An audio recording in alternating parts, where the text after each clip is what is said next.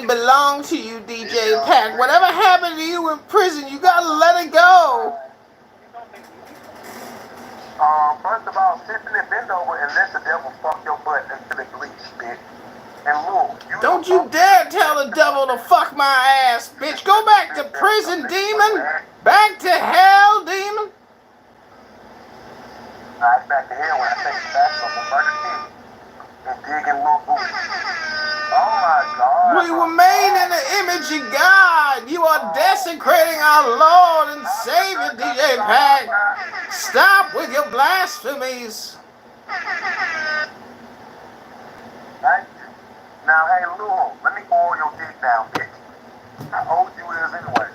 Why you look so dusty in your picture? I don't want that. This nigga out, man. You got a dusty dick, though. Let me lick it right. Bitch ass nigga. The fuck wrong with you, hoe ass nigga? You juicy dick, bitch.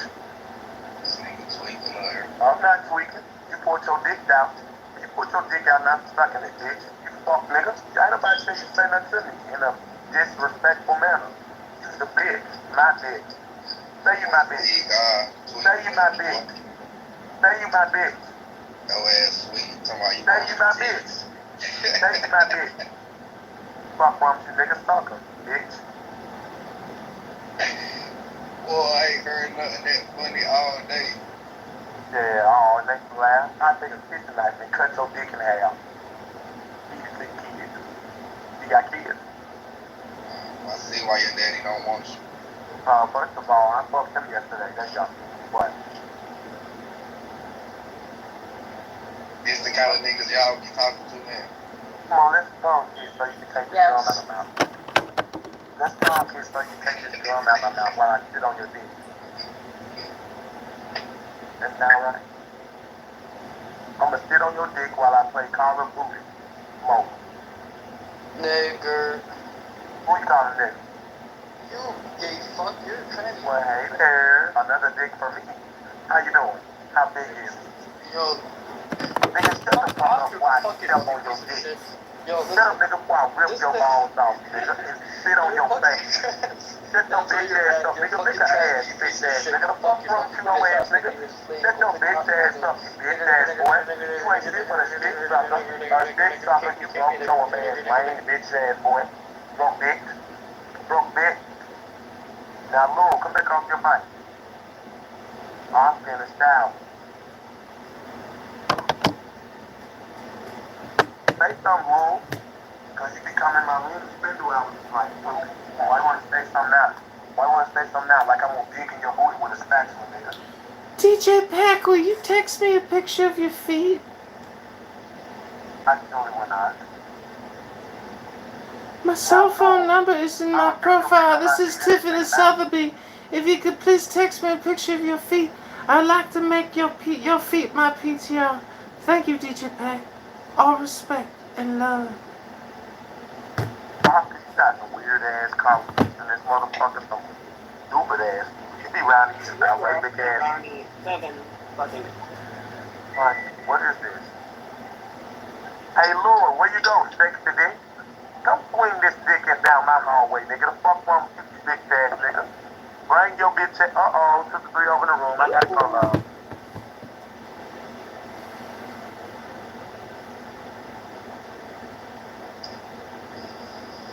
This is why you don't rip parents, y'all. They're shot.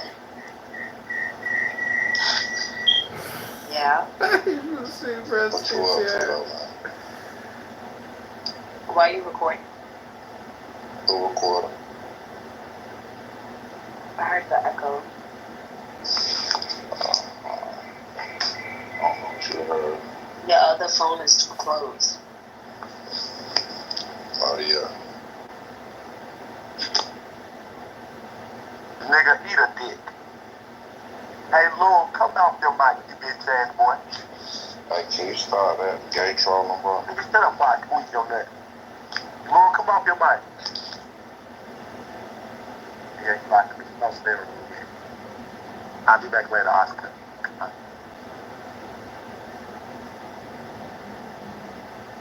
Bye. What's going on? Why is this room so boring? I really just opened it up. Can't be over that shit.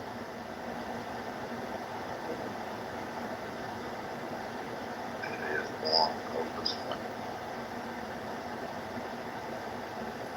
Well, nobody wants to come in probably because Edmund's in there. Yeah, man. Yeah, if you ain't got nothing smart to say except that M is recording, well then your life isn't amounting to much now, is it? It's small.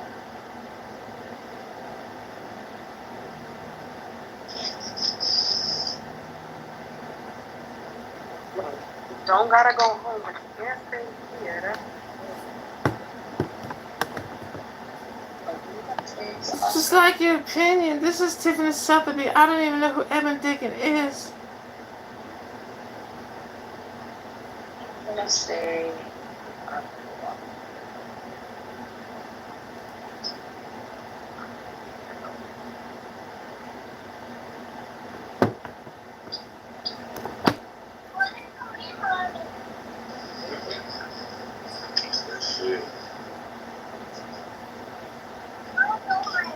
It's warm as hell.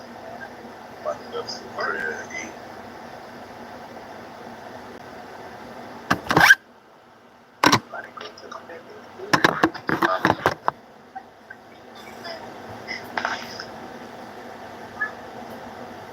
I have to fix what you guys messed up.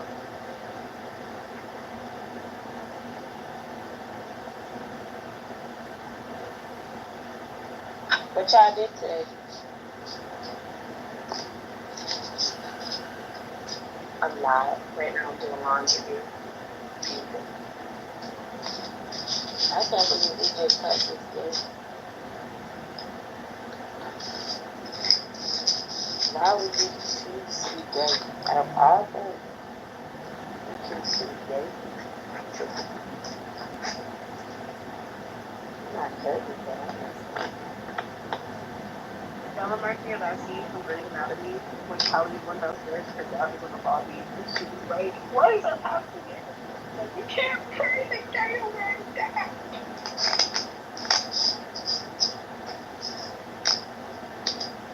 That shit's funny.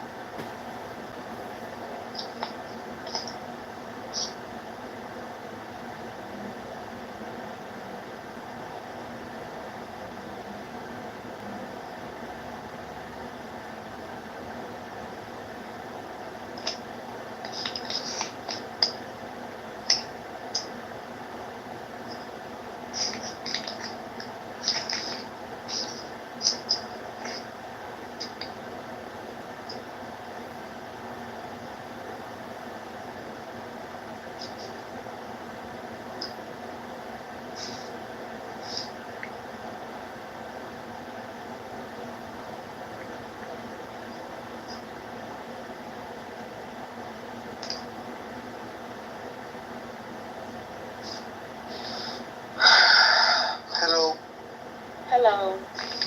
how you are? Good. Hey, yo, what's up? Yo, what's up? Yo, nigga, What's up? Yo, mother, nigga. What you banging for? Hey, Yeah, nigga, let me suck your dick. What does that mean? You trying to Hey, suck bro, my dick? Of course, nigga. Why you want to suck our Hey, dick? shut up, bitch. Yeah, no, suck my dick, nigga. Shut the fuck up, nigga. Say your mother to me. Mohammed is Nigga, what the fuck? pedophile. Mohammed is a child molester. Mohammed married a 6-year-old. Say like that, Allah. What is the fuck say? Let me rip your mother. Let me rip your mother. Let me rip your mother. Bitch ass nigga is mother. Oh. Shut up, bitch. You shut up, bitch. Shut up, bitch. Fuck you, God. Shut up, bitch. Damn your bitch ass nigga. Let me rip your mother, bitch. Bitch, let me Let me pull on your mama's hair and Let rape me it, shit you on your bitch. baby's mouth. Shut up, bitch. Mother is under a pile of rebel rights. Get in your daddy's house. Shine, shine, show. Hey, vamos para vamos. Check out nigga dicks. Kitover bisschen cringe. Damien. Shut up, bitch. And this is draußen. Your mother not in here. Shut up, bitch. Shut up, bitch. Shut up, bitch. Your mama not here. Shut up, bitch. Your mama not here. Shut up, bitch. Your mother not here. Sorry. Jongens, valt hier nog iedereen? Dime, fuck your mother, bitches, bitch. Astaghfirullah. Dress, shut the fuck up before I rip this. Die ganze Video ist so schlimm, Digga. Are you have sense? Are you have sense? There's so many Muslims in here. Shut up, bitch. Hey, they mama not even here. Shut up, bitch. Bitches, bitch. Shut up, bitch. Can you stick your dick in What is the cat saying? I will stick my hands in your daughter's ass, bitches, nigga. Hey, what is this for ugly cat thing? Would y'all Aubrey, Aubrey, What is this for ugly cat? Would you stick your dick into my ass? Aubrey, you son of your I mother. hope your cat die. I hope your cat dies. Get Moros, you son. You know one cat died. One was between her legs and one at the house. Nigga, shut the fuck up, nigga. That is my opgepakt. Somebody removing all y'all. Hey, make Trace fight. Make Trace fucking fight.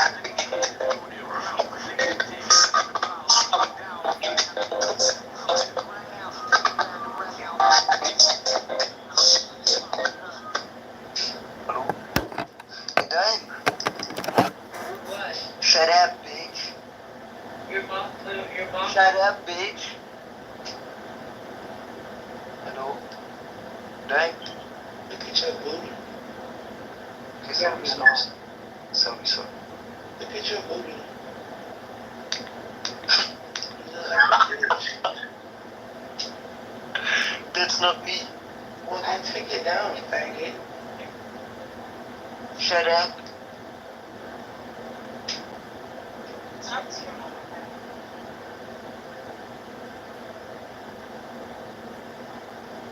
Tato's daughter is high.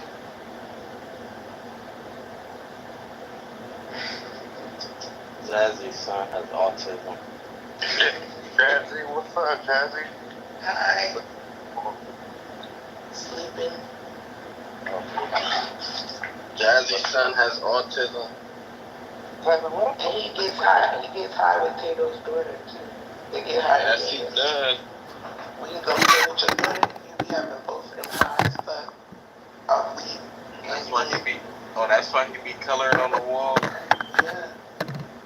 and on the That's car why you window. go to be shooting the walls up. I got bullet holes in my walls from your daughter.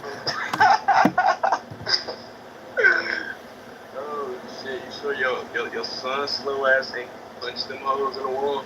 Your daughter bad, but she also retarded, so I don't want to hear it. I seen her with one shoe on. That don't even make sense. She's so hyper, she retarded. And I seen her with one shoe on in the chair. At least my son wear two shoes. That's in Who the retarded? car. You talking about in the Who retarded? car, bitch? And my son don't stand up in the car, in the chair. In the car, I think your baby more retarded than mine. bro. You sit down in the car, you don't stand up. Your Do you son, stand up in the car? bro. Hmm? Hey Jazzy, stop bothering me, bro. I did bother you for it. Tato's daughter is high. You made some money today, bitch. I did. No, you didn't. I ain't make it on Clubhouse though, but I did make some money. You ain't make no money. Period. I definitely made something. Thank you, bro. She said she did. I know, I said thank you for making some money. The fuck? What's wrong with you? Everybody ain't able, like Tato ain't able. Huh? Everybody ain't able to make money every day. You're not able every day. Bro, what? What? You heard me, bitch. Why am I out on $150,000 bond? Because you only got to bond 10% of that. Yeah, that was my 10%. Nigga, shut up. But you was on $1 million bond? Yeah, $1 million and 100. That's unheard of. That's unheard of. What? For a 10-year-old. They don't have bonds that big for 10-year-olds. 10-year-old is crazy. What kind of sub should I eat, y'all? The slow one, just like you give your son. He don't eat sub. What his dumb ass eat? The wall? Yeah, he eat pieces Crayons. of drywall. He eat crayons and shit. No, it's just pieces of drywall. Bro. That's not cool. Well, it's not cool. You think my son actually eat pieces of drywall? You just said he do. Why would I feed my son pieces of drywall? Bro, who knows you do X pills? So what? I don't sniff Percocet. X pills. Yeah. When I'm not with my son. No, while you're with your son. Nah, never. That would be dumb. But you do drugs around your kid, you know. I'm recovering from how much Who was this person on your picture? Why is he in a Rolls Royce? Why you not in the Rolls Royce? I ain't got that much money yet. Neither do he. That wasn't our car. Whose car was that? Oh, it's your car? Nigga, please. I drive a Chevrolet Equinox. You don't even have a car. Okay, you right. I don't know what I'm arguing with you, so you right. Whatever you said don't count, got it. You don't even have a car. I don't. And you only got a 25% job. What's that? Doing that bullshit ass hair. Oh. And that hadn't took me all over the world. That bullshit. I did a lot. That shit ain't carrying nowhere. Okay. Go back to mama's house. Oh, alright. Mama don't gotta pay that many bills. I think mama happy. I think mama's doing damn good. She tired of you. She might be. But when I left, she was crying. Oh, come back.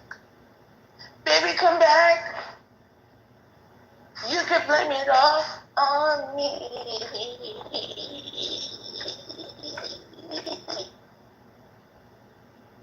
I tried. Shut up. Hello. You have the car? Oh, you about to get your mom's car? No. The card. Oh, I'm on the phone. I wasn't talking to you. Well, I was talking to you when I say you got the card. No. Where?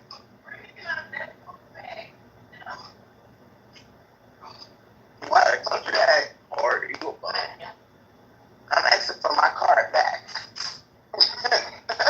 No, I'm on the phone. He told me I'm a bum because I'm asking for my mama card. I said, no, I'm asking for my card back from my mama. Stupid.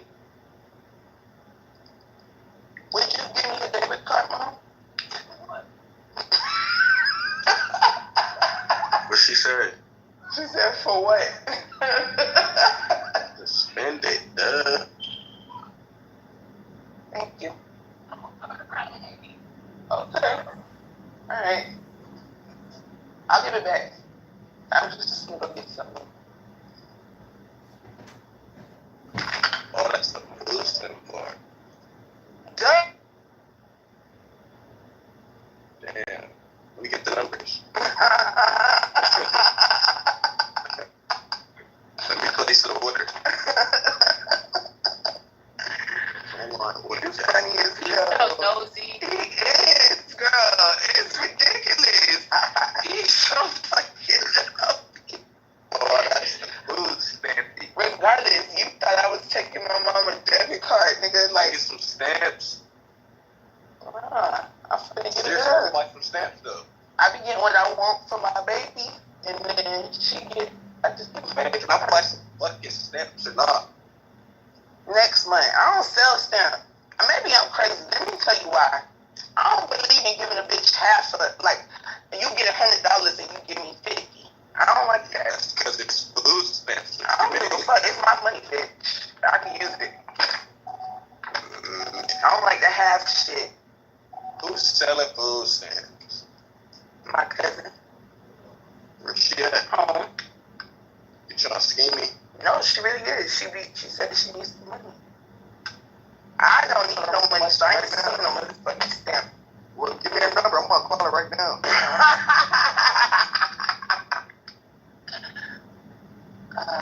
But I was I feel like you're gonna scam her, so I'm gonna tell her, take the food stamp card down to the amount you want, so you can't spend no more. I'm not trying to. And you gotta pay for them up front. I'm not trying to scam her. She might scam me. Shit. She don't want any. You should put it on your Instacart. That is true. Yeah, that's what I'm saying. Got Oscar picture. Oh, that ain't Oscar. You stupid. But yeah, she might try to get off on me though. No, I don't hang with scammers, baby. Cause that shit look bad on me. Right? Yo, gang.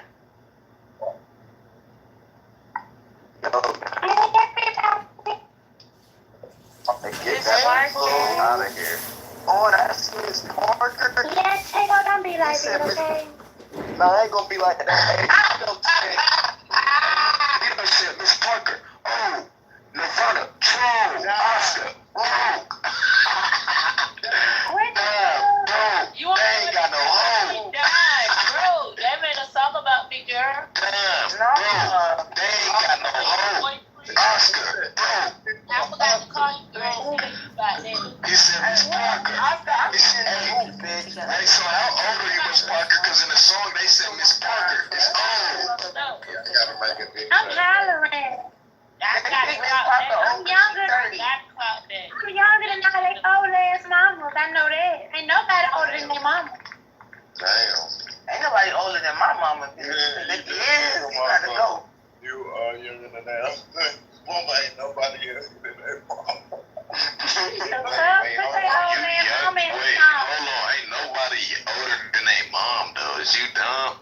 Okay, I'm referring to myself, nigga. Slow, retarded, lean, drinking ass nigga. Keep up. You older than your mom, Miss P? I'm not gonna explain to you. You high right now. I'm sober. You didn't graduate off of Zoom and I can't explain to y'all digital diploma having ass I don't nigga. even have a diploma. Exactly. I Exactly. don't even have a high school credit. You should have went I with the can digital tell. dash, nigga. You I believe it, sure. but he not dumb. He can read English. I'm not no dummy, nigga. I ain't gonna lie. If you really smart and got your brain, Yeah, the comprehension is delayed. listen, I was born in the 2000.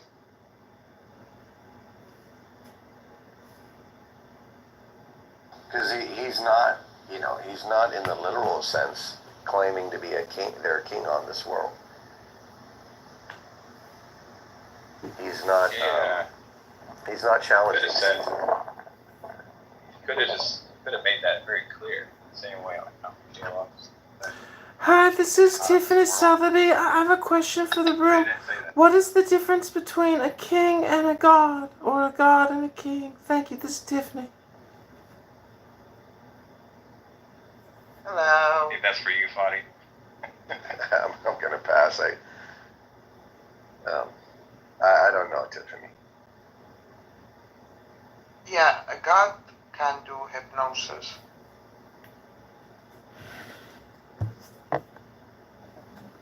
A king can't do hypnosis? Sean, remember that woman that came in and she was like, she would start crying if you said something to her. She's like, why are you guys mean to it? And she like, you could say cry.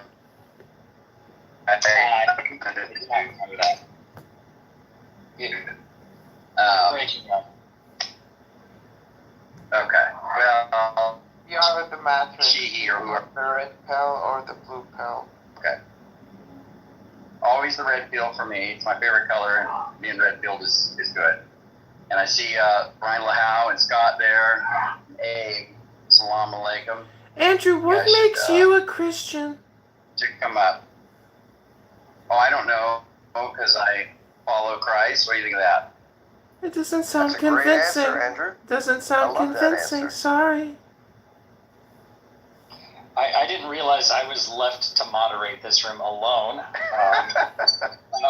Yeah, I didn't realize I was here alone. Elliot, do you want to mod with me? Are you cool with that? I trust you. Yeah. Are you implying that you don't trust Andrew because he follows Christ and he's a Christian? No, I don't have a dislike for Andrew. I'm just looking for somebody that I know well. I don't know Andrew that well. Oh, he's on this app 7 days a week, 12 hours a day, and then he falls asleep on the app. He's always here. That's, you know who that is? That is,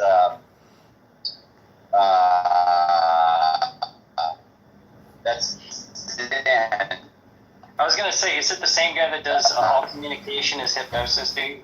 It's the Republic guys. And Yeah, he is. yes. Yep. God, hypnosis, all communication, the mood. Yeah. That's who that is. Come on Okay, out, well, Kip. As long as he's not being obnoxious and disruptive, then I'm going to leave him be. We have a new I thought it was... Elliot the second. Wow, such impartial moderation. I have a lot of confidence in this room now. What was the question, Fadi, that you guys were asking? Or is it that did Jesus, like, the claim about himself? It was when Pontius Pilate asked Jesus, "Are you the King of the Jews?" And Jesus said, "You said so." So we were trying to explore, why was that his answer? And he could have said yes, he could have said no. So, like, what was going on? Elliot's coming from the position that Jesus was like, yeah. I don't want to straw man. Elliot, you can say your position. The reason we were talking about that because I think we had a difference of opinion about the reason why Pilate killed Jesus. And then we started talking about what might those be, and I said maybe it's because Pilate thought he was treasonous, against the state, I guess. And I think you disagreed with that. I'm not sure. Yeah, no, I did 100% disagree with that.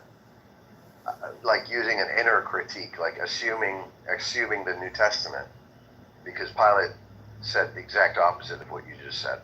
He's like, I don't see any charge against this man, and I don't see any reason to kill him. Now you might say, well, he allowed his death to happen. Oh, I'm sorry, Fadi. I'm sorry. I'm lagging, man. No, go ahead, man. Go ahead. I've been talking a lot. Go ahead. I'd love to hear your perspective. No, I wanted to hear what you were saying, but I guess I'll just say quickly. As far as I'm aware, is that Jesus was posing a threat. All the claim of him being the king of the Jews. That word was kind of getting around that he might be some sort of threat to the powers that be, and the Jews didn't like the blasphemy that he was speaking, and kind of undermining them constantly. The Pharisees, and just making them look really bad publicly with his brilliant responses. And I think a combination of those two things, and the Jews just being there, crucify him, to assuage them, Pilate just gave in. But Pilate didn't find fault with Jesus. So I don't think it was Pilate who was concerned with Jesus. But he was just kind of giving in to pressures, external pressures. That's my understanding. But, I'm just curious what you guys. Well, Elliot is exploring. Go ahead. Well, Fadi, you did say that, Pilate he saw no reason to crucify this man, to kill this man. So, if he saw no reason, then why did he go ahead and hand him over? He found no fault. That's different than saying he didn't have a reason. He did have a reason. He had people pressuring him. Yeah, but he he said found no that. fault. That's correct. Because Jesus, well, you know, I mean, he was perfect. I've heard an interpretation that, why didn't the high priest, why didn't the Sanhedrin stone Jesus? And I've heard why did they sort of turn it over to the Romans? They could have done that for blasphemy. And it's been, I think so. And some people, I thought in the past, I thought it was because it was on the Sabbath, or something. But I heard an interpretation that might have caused a revolt against the Sanhedrin because Jesus had a lot of followers. So they That's in the scriptures. Yeah, that's actually in the Does it scriptures. say that? Okay, so they shifted it. Okay, so they shifted to the Romans. Let them do it, so they don't get. Yeah, because they're more established, right? And the Romans are more established. They can deal with any kind of Right. They can quell any rebellion that might take place. So it's not like as much of a concern there. But when there's several times that they wanted to stone him. When he said, before Abraham was, I am, they took up stones to stone him. So, and there's a few times where Jesus slips away. He did at least one, maybe I think a few times, but he kind of ditches out, and him being, from internal perspective, him being God, he kind of knows the route to go to get away from them. So he slips away from them. But the point is they did seek to stone him, and there's just a lot of concern about having riots break out in various. Yeah. So that's why they sort of shifted it to the Romans to do it. And as you said, Pilate found no guilt in this man. Yeah. Right. I find no fault with this man. Yeah. Yeah. Yeah, I think I might be misremembering, but I think they handed him over. The Jews handed him over to Pilate because they didn't have the authority to kill him. So they gave him to Pilate and gave him their reasons for why he should die. But that's questionable. I think they did have the authority, didn't they, Andrew? Does it say in the scripture that they didn't have the authority? Yeah, we need to kind of check on that. I don't want to speak out of a little haziness on that. I'll try. Yeah, maybe. Yeah, please. Yeah. One thing I do know is that there is more than one occurrence that they took up stones to stone him. So you could say that was a lawless stoning they were getting ready to do. But I don't know. That's kind of I guess that's kind of a question mark there. If they would have gotten in trouble had they done that. I don't know. Yeah, it's a good question. So apparently, under Roman rule, they didn't have the authority to execute capital punishment. That's what I thought, yeah. I think that's why they handed him over. And they made their case. Here's why you should do him in. And Jesus wasn't going around saying that he was the king of the Jews. They sort of put that in his mouth when they questioned him. Was he going around saying that? He never. At his trial before the Sanhedrin, they asked him that. So anytime I've read Jesus invoke the concept of a kingdom, other than the Last Supper, which is somewhat ambiguous, but he's talking about heaven. I think that's the generally accepted reference there. Well, also our Father is asking for thy kingdom, God's kingdom, to come to this earth. That will be done on earth as it is in heaven. So it's both places. Yeah, but I just never heard a reference where Jesus was like, okay, we're gonna rule this planet. You take the west, I'll take the east. Wasn't concerned with that. I mean, to your point, he did say one day. Obviously, there's implications to the second coming, references to that, but not in current time. He didn't seem that interested in conquest.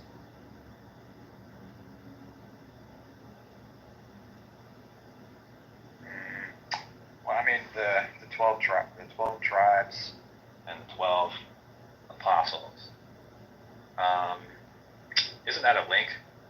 I mean, wouldn't the Jews see that as like, you know, a threat, or like, you know, him claiming to be the Messiah, the king, right? Isn't that why they thought he ought to be killed? But he said that at the Last Supper, right? Yeah, correct. I mean, look, he definitely had no problem undermining the authority of the Pharisees. I mean, he's definitely very interested in doing that. So yeah, I won't debate that at all. And could that judgment of the 12 tribes be done in heaven? He's seeing them in heaven, judging tribes in heaven. That's where the thrones are. I'm not sure. I'm kind of fuzzy on that. Yeah. But Michaela, do you think why do you think Pilate killed Jesus? I think he killed him to prevent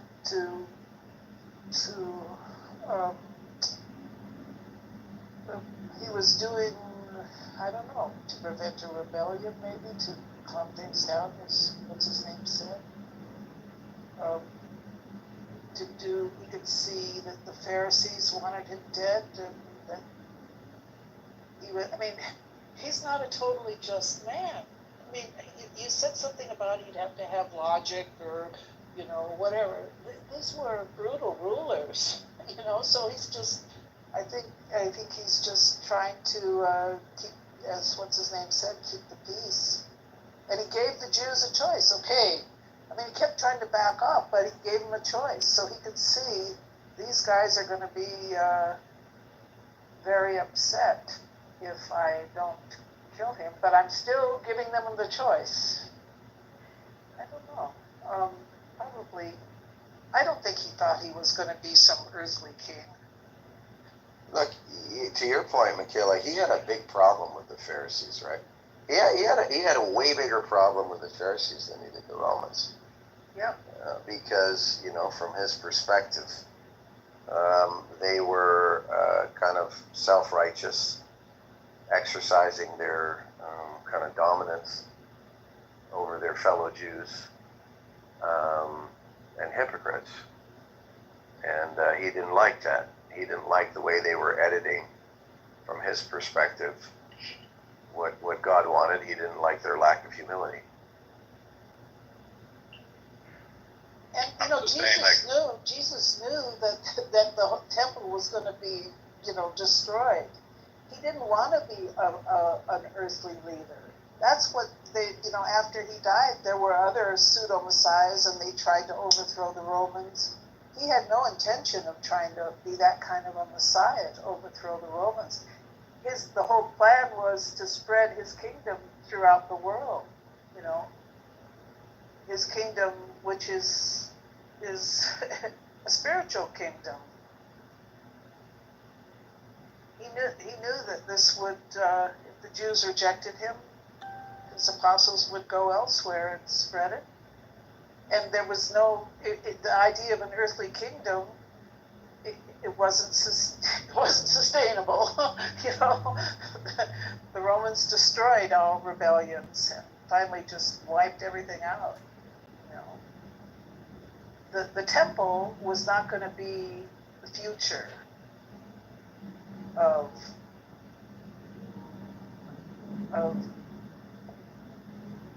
the way to worship God.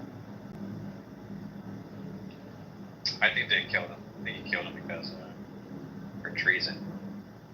I don't think he killed him because some other people said he did something bad. Yeah, but he gave them that choice right to the end. He didn't, and he said, "I find no guilt or fault in this man." He could have said it right there. I find he's treasonous. He didn't say that. Now, maybe you did ask him about the king stuff, though. You did ask him about that. Yeah, and are you the king of the Jews? But even after he got that answer, he said, "I find no fault in this man." Because Jesus said, my kingdom is not of this world. When he was talking to Pilate, he said that. Yeah.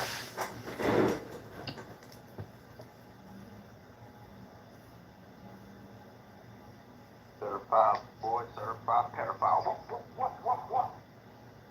Okay, but like the only other, he couldn't have just killed him for no reason. Well, yes, he could have. His reason was to keep the rebellion down, shut up shut up the Sanhedrin.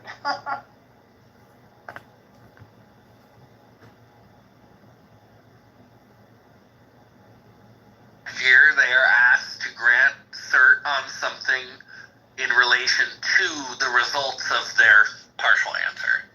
Because that's what happens.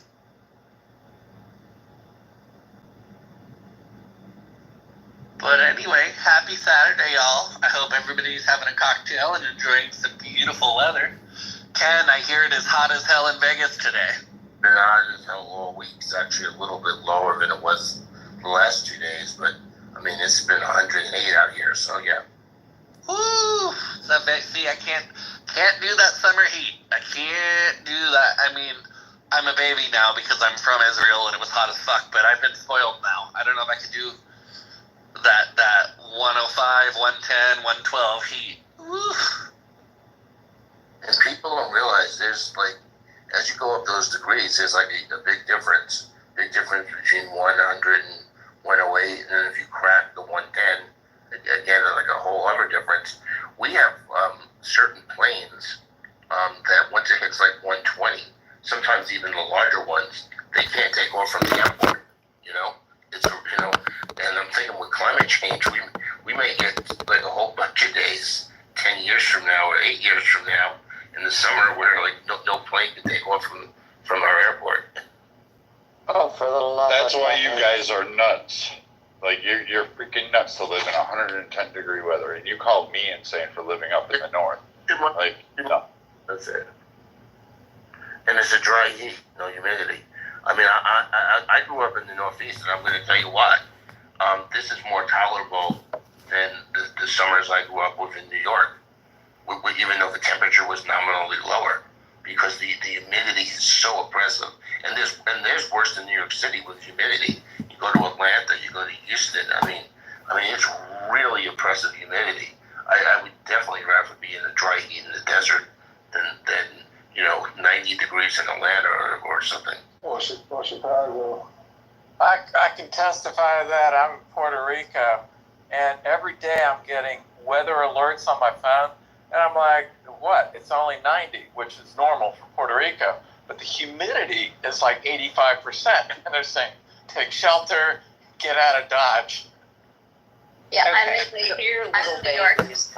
Sorry. Go ahead. I was just going to say, here, little babies. No. This whole climate change thing, okay, yeah, is it happening? But no. Pretty much 90% of the stage grew up when our parents didn't even have central air. Now we're so used to central air that we have heat when we want it, we have AC when we want it. There is not that big of a change. I have done research on this because my dad said nothing is changing. People freak out when it snows. I mean, Beth, here's what I'll tell you, and this just is, again, because my stepfather's family has been a dairy family for 100 years, right? And their summers are warmer, the winters are shorter, and it has been on a clear transition that way for the last probably 30 years. The temperatures are hotter in the summer. Every summer they're setting records for how hot they are. Every year they're getting lower and lower records of water. And so just at the end of the day, whether or not it's because the earth is just doing the earth or it's because we did something, I don't have that answer. But I can tell you in California, the farmers know clear as day. They can look at the last 100 years of farming in the state and tell you that our summers are hotter and that their seasons are shorter for most things, and that the winters come later and leave earlier. Like the Central Valley of California has a clear issue of weather in the last century. Now, whether that's because it just happens and the Earth does this, or it's because we're doing something, at least on this side of the country, it's clear as day to the people in farming and ag that something has shifted. Yeah, Beth, am I wrong? Go ahead. Beth, I live in New York City and I hate AC. I do not turn my AC. I've been here now for 20-some years. This week, it was 105 in my apartment. Just saying. And I didn't turn on my AC because I hate AC. So the futurists tracking the increase in the temperature are saying that the midpoint of comfortable living in North America is going to move north to the northern third of the United States, on the eastern side, I guess Minnesota, Michigan, Buffalo, northern United States, and southern Canada are going to become the prime real estate in the future. The California of the future, as California gets hotter and hotter, and the deep south turns into a whatever underwater, sweat fest. That it's going to become so hot down there, you're going to be fighting you're going to be in air conditioning all the time. So that's what the futurists are saying. I just want to mention. Now, humidity on its own is fucking gross, and I get an afro puff from my fucking Middle Eastern hair, so I'm not a fan of the humidity. I'll take the dry heat, kind of. I gotta have one of them, I'll take the dry heat. But, yeah, I am not a science-minded person enough to really even try to take a stance on global warming. The planet's complicated, the environment's complicated, we think we know more than we do. I mean, that's fine. I just am more than happy to take kind of seasonal records from farmers, and you get this in Indiana, and you get this in Nebraska, and you get this in California, and a lot of places where people have been farming and having dairies for generations. They track this shit every year, right? And they look at when does winter hit, how hard was the winter, when does summer hit, how hard is that? And in a lot of these ag areas, they've watched this trend turn in a negative way for their crops. Now, there's certain crops that do well in high heat, and there's certain crops that do well in low water, but a lot of other crops don't. And so to me, I just follow the crop cycles, and I follow the seasons and go, hey, if farmers and farm families that have been doing this for 100 years on the same land are able to tell you that grandpa had, longer winters, shorter summers, less intense heat, more rain, and we haven't seen anything like that in 30 years, you can logically deduce, okay, clearly the weather patterns have shifted. And farmers have been watching this shit much longer than most other people because it's how they, determine which of their fields to use, what crops are you doing in the crop cycles, what are you swapping with, what's your water usage look like. And so I talk to the farmers, and the farmers and the dairymen are real clear. They don't know why the climate is doing what it's doing, but it definitely has changed their business over the last 2 decades. And you see that in Florida also with where sea levels are and the number of the types of flooding that happens in coastal communities. That's a lot worse than it used to be. So yeah, clearly something's changing. It's not just in the United States, by the way. In Indonesia, which is similar to the issue I'm talking about in Florida, is about the type of flooding that is becoming more rampant over there. They have plans to relocate their capital, Jakarta, because they believe Jakarta is going to be underwater, like literally underwater, because, and that wasn't something anybody thought about 30 years ago. So clearly something's changing. They're moving the whole capital city because it's going to be like Atlantis.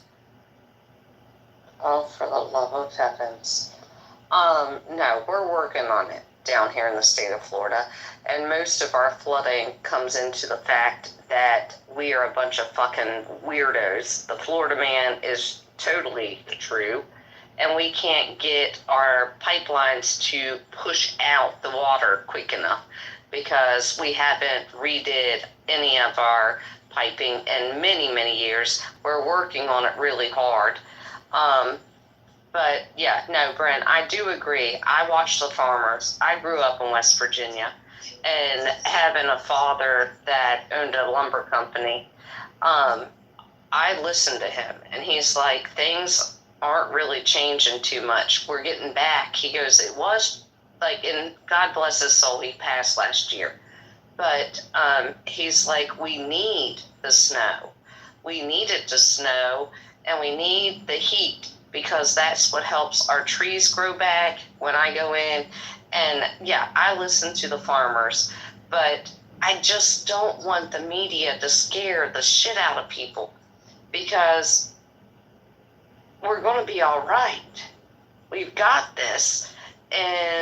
But yeah, if you guys go into a grocery store, pick up a farmer's almanac, because there's some of the top farmers all over the world that put their input into that thing.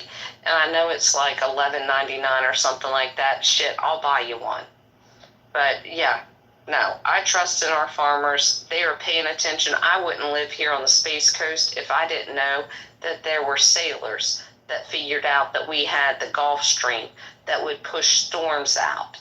And the only time we get a real bad hurricane is if that thing can actually survive to come through the Gulf Stream. Otherwise, it comes straight up our coast and gets pushed directly out up near Daytona, and it goes straight for the Outer Banks. But yeah, no, I believe in that, Brent. Yeah, I don't like the fear-mongering for no reason, but I also would love a more educated population on just about everything. So I'm not mad, if people pushing for ridiculous green policies force the rest of us to actually look up and pay attention at some things, I'm okay with that, right? If it takes the crazy person screaming about dragons for us to look up and see birds, I'm okay with that. Cool, now we're going to acknowledge the birds. That's fine. If that's what it takes to notice the birds, is that a crazy fucker screaming dragon, I'm okay with it. And that's how I look at some of the environmental crazies, is let them scream about the shit that makes absolutely no sense, because it triggers normal people to go looking in the direction of what they're talking about, and then you'll at least have some grasp on things. And I also don't think every environmental policy is bad. Not every environmental policy is hippie green shit. Not every, shift in how we do things is bad. And so I don't have an issue with acknowledging, hey, the temperatures are different, the seasons are shorter, we are in a much hotter place, because that's how you adjust policies and that's how you adjust things. Now, I also don't really give a fuck why, and I get that's short-sighted to certain people, but I'm less concerned about the why. I'm more concerned about the what, right? If you can show me, which the farmers do, that you are getting less water every year, then we know you're getting less water. So awesome. How do we rectify getting you enough water? And then let the scientists look into why you're getting less water.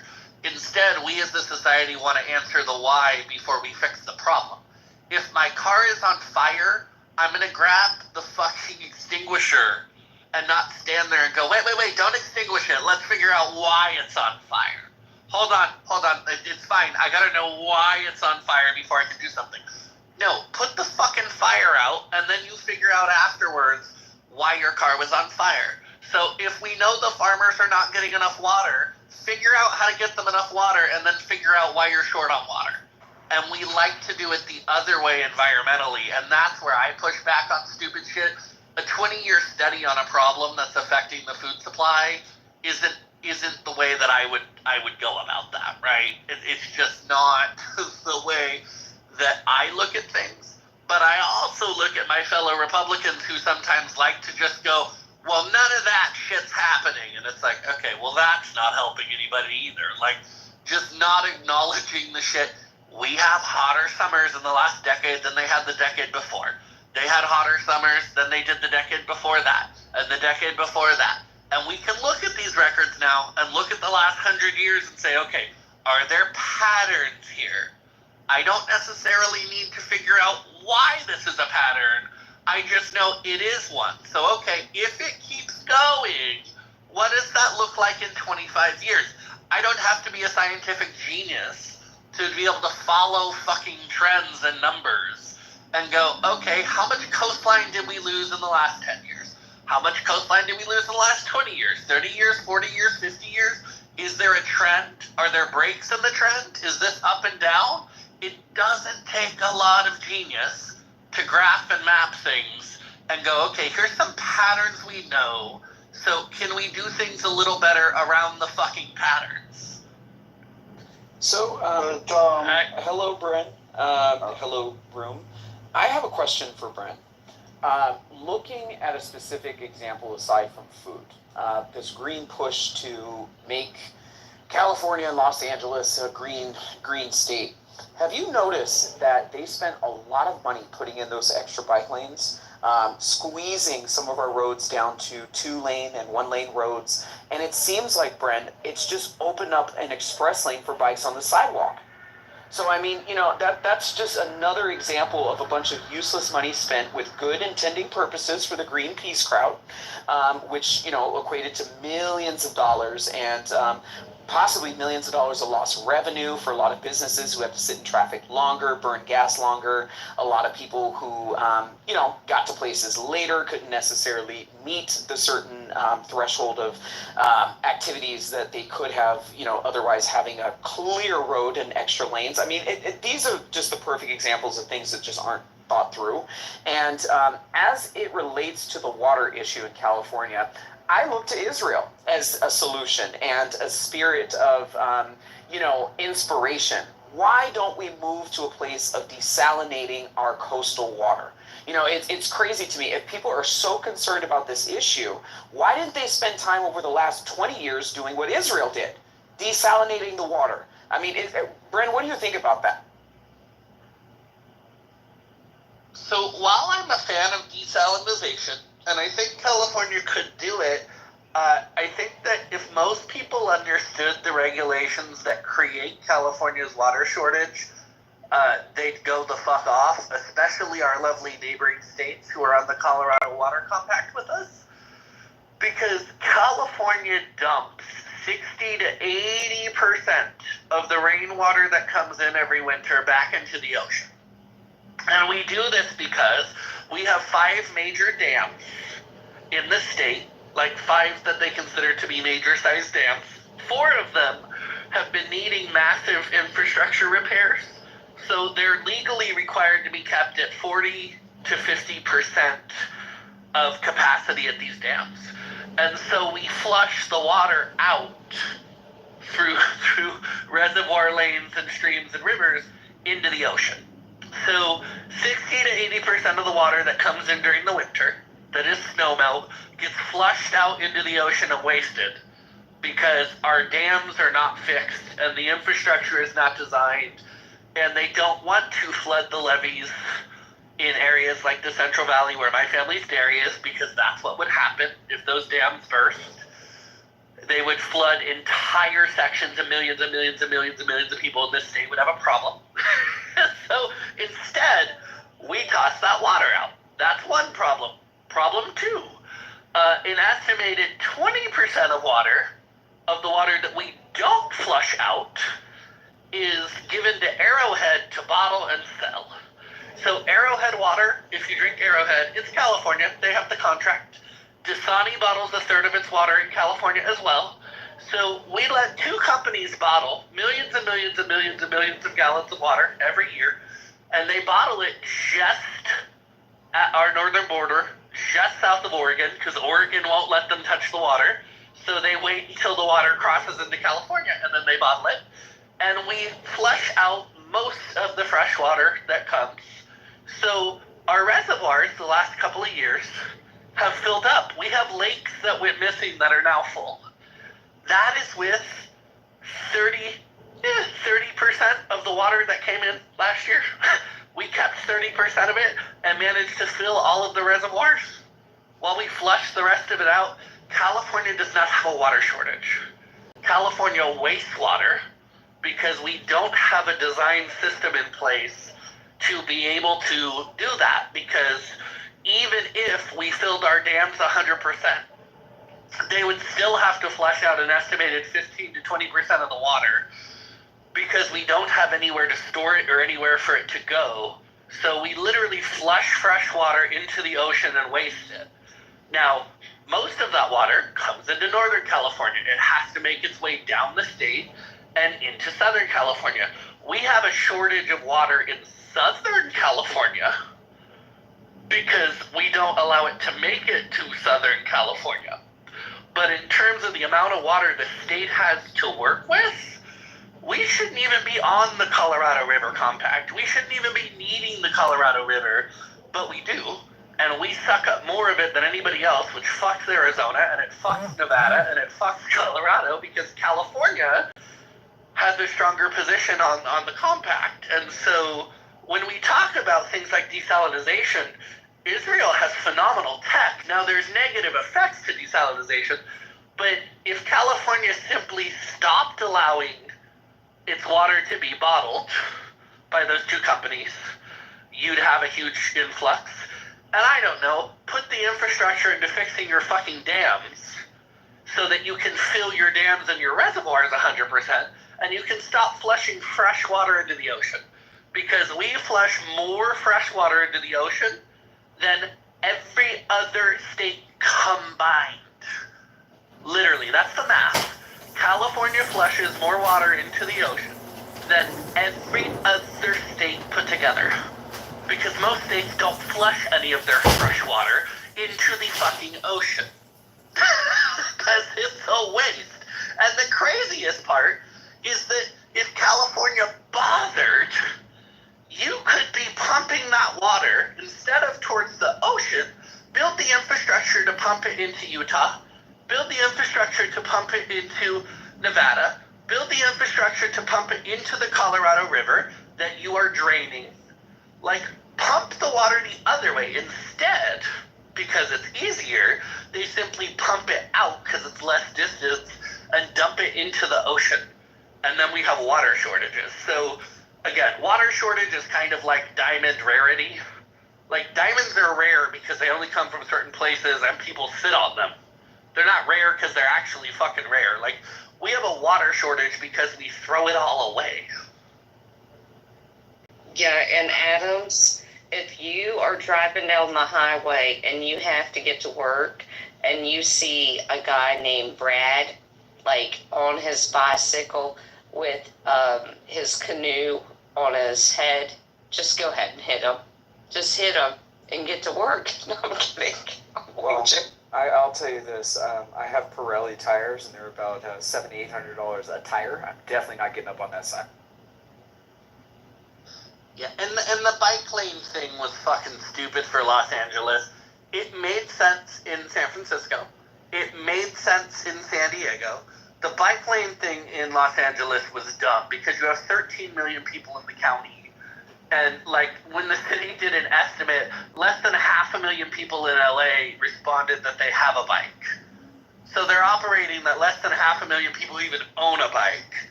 But then they put all that money into taking driving lanes away from main areas so that they can talk people into being on a bicycle. But there's no, like, incentive to have a bicycle. They just went, oh, if we create a bike lane, that's gonna lighten traffic. Well, it doesn't help if nobody has a fucking bike or an interest in riding their fucking bike. So it doesn't work in a community like San Diego. The downtown in San Diego put a lot of money in, and a lot of people hate it because they took away a ton of parking in order to put in these bike lanes up and down the downtown. But those bike lanes are full. There's people on bikes, scooters, the electric bike. Like, the bike lanes are used all day long in San Diego. Bike lanes aren't fucking used in LA. They're used by 60-year-old cyclists who live in fucking nicer parts of town. They're not used by anybody. So you took away roads and parking in a city that doesn't have enough lanes and doesn't have enough parking for people to ride bikes they don't have. Yeah, LA's bike thing was fucking stupid. Brian, I always find this humorous that people actually think that conservatives don't care about the environment, that we don't want to, like, conserve these green spaces. In fact, we're usually the caretakers. Most registered Republicans actually do more in the environment. They pay more taxes for environments.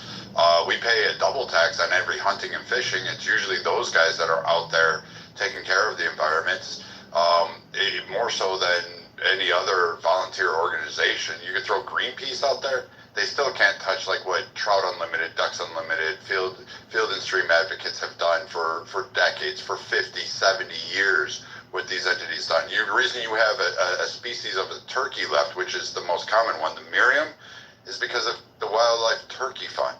They actually were the ones that brought it back from being an endangered species of turkey, and you get to have it in the wild, a representative symbol.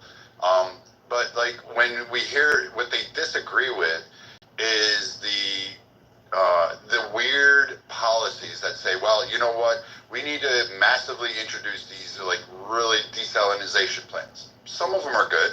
A lot of them actually have huge impacts, like throwing in more brine into the ocean, because that's going to be really good for the areas, for fisheries and for coastlines, for coral. Like, let's turn that water all around those desalinization plants into brine. They use up massive amounts of energy, more fossil fuels than any other type of plant. But then, so when we push back on saying that policy is not really great, we don't like that idea, and no, I don't think that this policy is going to cure it. Then we get told we're idiots and every other pejorative. And also, too, like the idea that you can fix climate change by one thing. It's not one thing. Like Houston flooding when Hurricane Harvey sat there, yeah, it had rain. But if you pave over all the ground and you don't have a way to make water runoff happen, well then guess what? You're going to flood. And so as we continue to expand cities and continue to expand into areas and green areas and pave over with concrete and then say, look, damage is getting more. Well, what did you think was happening? The ground is there. Nature is balanced.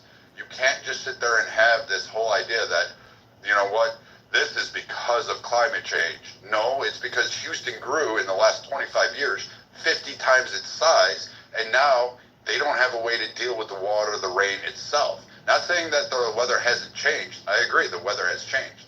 But the idea of these policies and then turn around and just continue to expand, putting on no limits on themselves or any of the other advocates that they do. Taylor Swift, I'll pick on her jet-setting ass all over the fucking world. But, you know, like, hats off to climate change. Same thing with Leonardo DiCaprio. And they always give themselves a carve-out as to why they don't have to follow their own recommended policies. Like, put Leonardo on a fucking bicycle and have him bike between New York and California. There you go. Then talk to me about climate change and how willing you are to actually push forward those initiatives.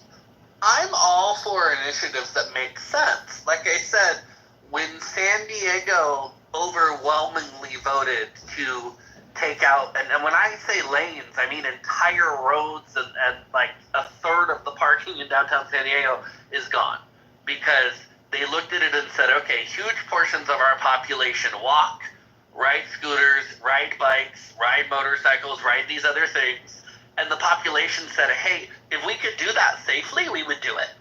And they looked at it, and they did it.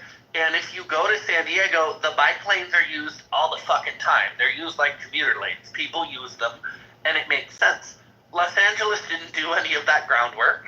And the only thing they did do is, as I said, a study that looked into it and said 500,000 people out of 13 million even own a bike. Not that they ride it anywhere, but that they own one.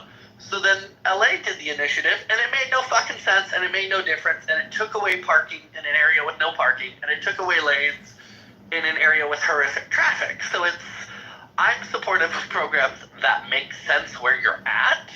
If you're in San Diego, where it's beautiful weather for 80% of the year, and people will ride bikes and scooters, and, you know, the downtown is navigatable that way, then yeah, push for bike lanes, and push for those things, and push for the solar on the bike lanes. That's awesome. But if you're in an area where that doesn't make sense, you know, some policies make sense for some communities, some don't, and I think that the all or nothing approach of we should all push these things, it's like, well, do you live in a community where that even makes sense? Because a lot of people don't. Brent, I would say this, in an effort to bring the country together, I am now on the Right Stuff dating app, which is found by a former Trump staffer, which is all like MAGA and conservative. So I'm exploring it, Brent. I'm venturing out. See, I went on Muzzmatch for one day and then realized Muzzmatch? It was hilarious. Scott, I'm just gonna warn you. Some of those conservative women, they're gonna chew you up and spit you out. That's fine. Like, put a ball gag on me. That's fantastic. Yeah, Brad, you gotta watch it. Scott's that guy. But I'm also on. I tell you, a Jewish friend got me onto the app Field, FEELD, which is this is for the ENM crowd. Wait, E&M crowd. Ethically non-monogamous. So it's wait, what the fuck does that mean? It's mostly women that are partnered. They have husbands or boyfriends. Okay, Scott, can I save everybody very long answer? Sure, Brad. Swingers, Brad. Swingers. Yes, swingers. They just don't want to be called swingers anymore, so they're ethically non-monogamous people. Which means their partners know they go fuck other people. We used to call that swingers, but they don't want to be called that. They're ethically non-monogamous. We used to just call them hoes. What happened to that simple phrase? Well, I mean, a hoe is different than a swinger. And I say that as somebody Admin tools took offense to that, and they no longer appreciate that. Yeah, but the ethically non-monogamous thing, Scott, has made me laugh because it's quite popular, and it is. It's not. There's no shortage of people. It's more mainstream than I thought, dude. It is a lot more mainstream than I. Well, here's the thing: far too many women turn themselves into men, and now the men that are available are not the men they want, and so they don't want to be monogamous to the person they marry. They want to fuck somebody. Because, 1 out of 10 guys are actually still the guy anybody wants to have sex with. So 9 women have to marry the dude they don't really want to fuck. So then they have to give themselves the pass to go fuck the guy they do want to fuck. Well, I'll be that guy. I'm glad to be that guy. On that app. Don't you fucking dare, girl. Scott's like, I'm gonna be that guy. Brad, Scott. we're putting you on Muzzmatch, Brad. Hey, I'm getting some hits. I might go out with a woman this weekend. It's on the Field app. So we'll see. We'll see how it goes.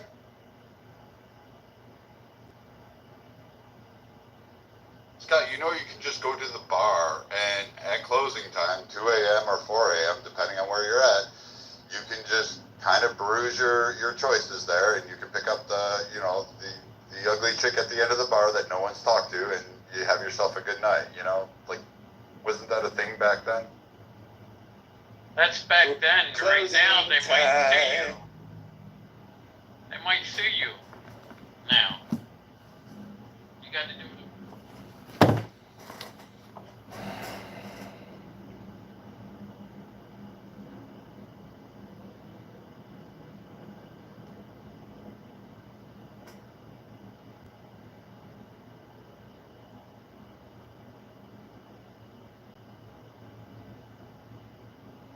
Vamos, what's your number?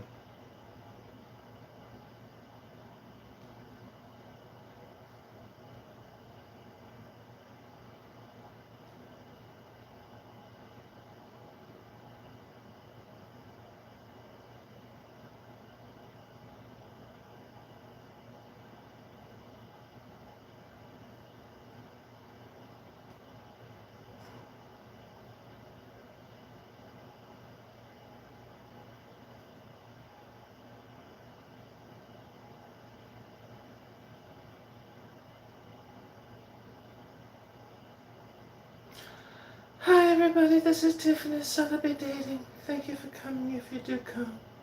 I hope you come, I want you to come, and I hope you come again. Because I love it when you come, because I love come. Can you come again? Can you come again? Can you come again? Come again.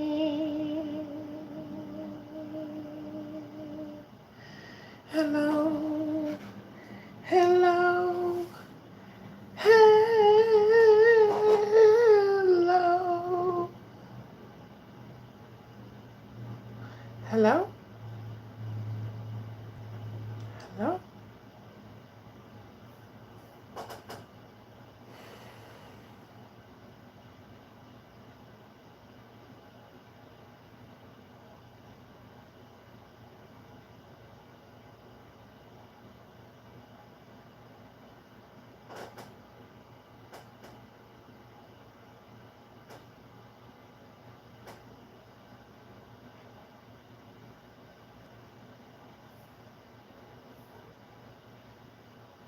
This chick already has me blocked.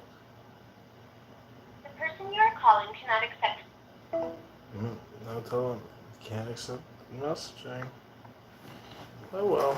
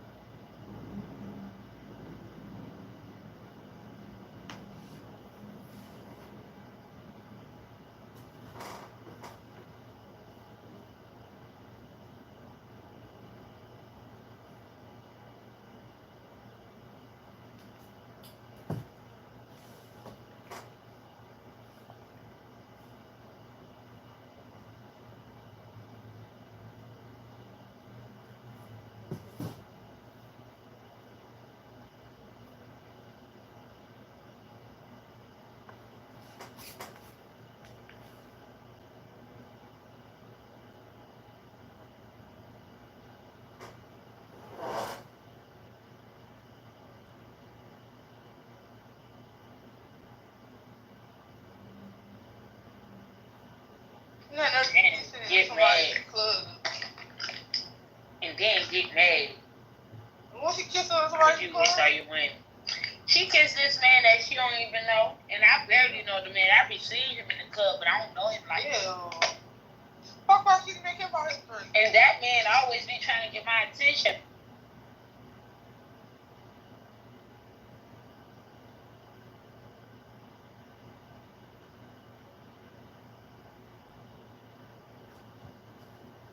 You're gonna find them legit.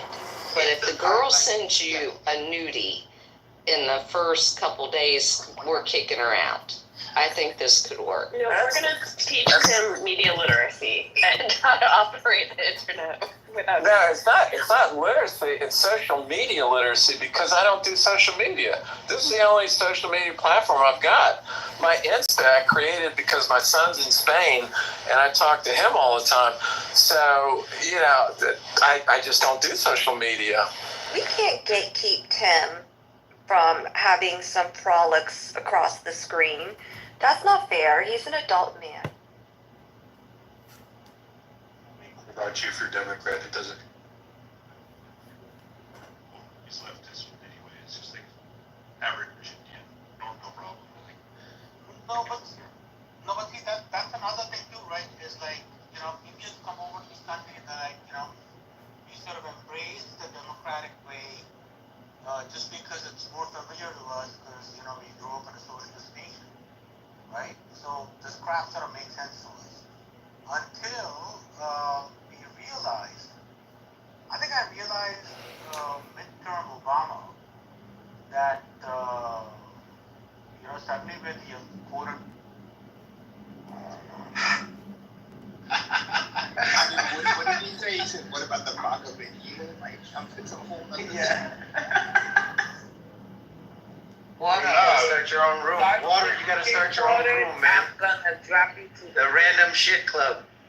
But in the Bhagavad Gita, there's a story about angels in the ancient days. You have not read dropping the Bhagavad Gita. You have not read the Bhagavad Gita. You have not read the cherubim, from a cherubim. No, it's not cherubim. That's Christian. That's Christian. Cherubim is Christian. That's not what they call it in the Bhagavad Gita. Come on, bro. Stop the cap. They wouldn't let me talk then. No bullshit. Because I've read it, so don't lie. You lie and drop your ass for the whole day. You're an egomaniac, so you want the attention. So you're gonna be suffering because you're not gonna have any. Bro, that's your only warning. That's your only warning. He's gonna come in one of his 1,000 other profiles. It's all right. I already have his DNA signature. He can, whatever mask he has, I can. Oh shit.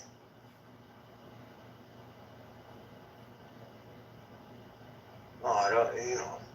No, it's all good. I'm not mad at them. I just wanted to get the foolishness out of the way. He was an agent of chaos. You know what I mean? Let's just go back to whatever. Of course.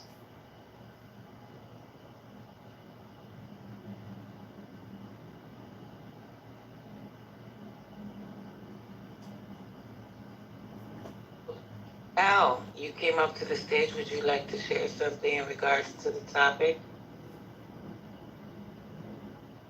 Well, yeah, I was actually curious about the title. I'm trying to load the link, but I have a really bad slow connection because I used all my data this month. But is it serious? Are the super vaxxers really coming for us? Listen, we're gonna fucking come after you and cut your balls off, you son of a bitch. I told you all to take the fucking vaccine. If you're not vaccinated, get vaccinated. If you're not boosted, get boosted. As you know, we're in the middle of the summer. People are congregating. They're going to the beach. This Omicron 2.4.3 SARS-CoV-2 variant is ultra contagious. It's ultra contagious, and we have to be very careful to make sure we're up to date on our COVID-19 vaccination schedules and injections and inoculations and bioweapons. So please make sure that you're fully vaccinated. You have to save Granny and sacrifice and kill yourself because we don't need you peasant humans in our way anymore. We loved it when there were lockdowns. There was no traffic. We could get around just fine with you guys all on house arrest. So go kill yourselves. Yes? What's up? What's going on, man? Hey, Big Perm. What's up, brother? What's happening? You know what's funny is somehow, oh shit, what the fuck, man? Uh-oh. God, yeah. He's getting raided by the super vaxxers. That's the sound of the super vaxxers. Yes, Chris, you are right back there. What the fuck was that? I was late.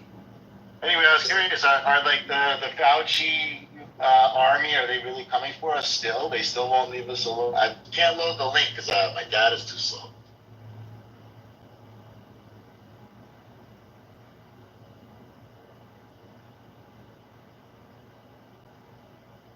Oh, just real quick, that link was on chemtrails in 1965. They started the program in the United States. People were like, people still stuck on that as to whether chemtrails are real. So just threw that out. How big of All right. There's no chemtrails. There's nothing to see here. There's no weather engineering or modification happening, and nobody's dropping barium, strontium, and aluminum into the soil so that only the Monsanto super GMO seeds grow. So there's nothing to see here with that, everybody. There you go. Like, don't look up. Yeah, don't look up. Don't worry.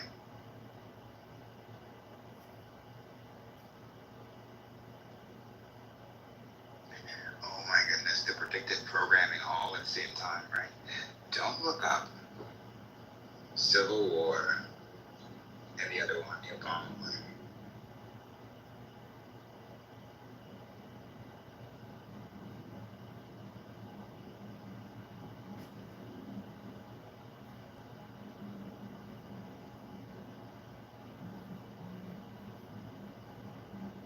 So are they restarting Corona Apocalypse 2.0? Like, that's a serious question. What's going on with the room title? Are they cooking up some bat flu or what?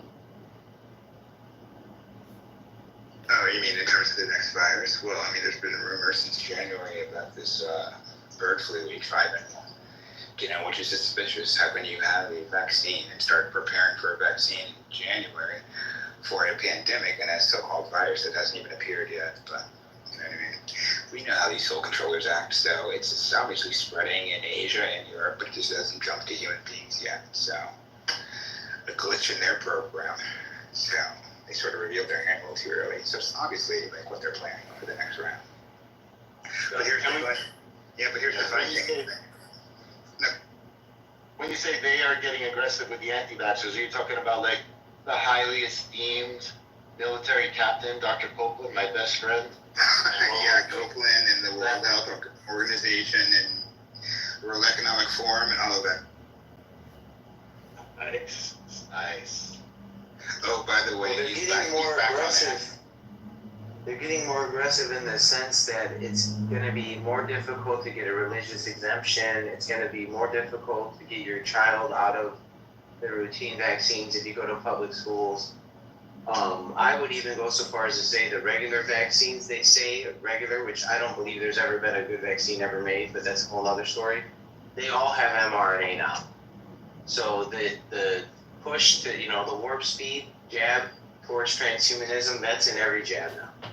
They all make you not sick, but because a lot of people think that if you just get it, you automatically get sick, but The reality is a lot of people actually assimilate with the technology, right? Like people, we're really, our immune systems are incredibly, they don't even understand it. They can't even begin to understand how the immune system works. Any doctor that tells you they do is a bullshitter. They don't even know how aspirin works, let alone your immune system. So it just is this phenomenon. They know that there's certain things they can do to address it and certain like ways they can get a response from your immune system, but they don't know how it actually operates. And so when we take these jabs, we're just installing platforms now at this point. That's actually what they call it. They're platforms. They're technology. They've never made drugs before, some of these companies, the Moderna, and they don't even claim that this is a drug. They say this is a platform. This is like a software in a way.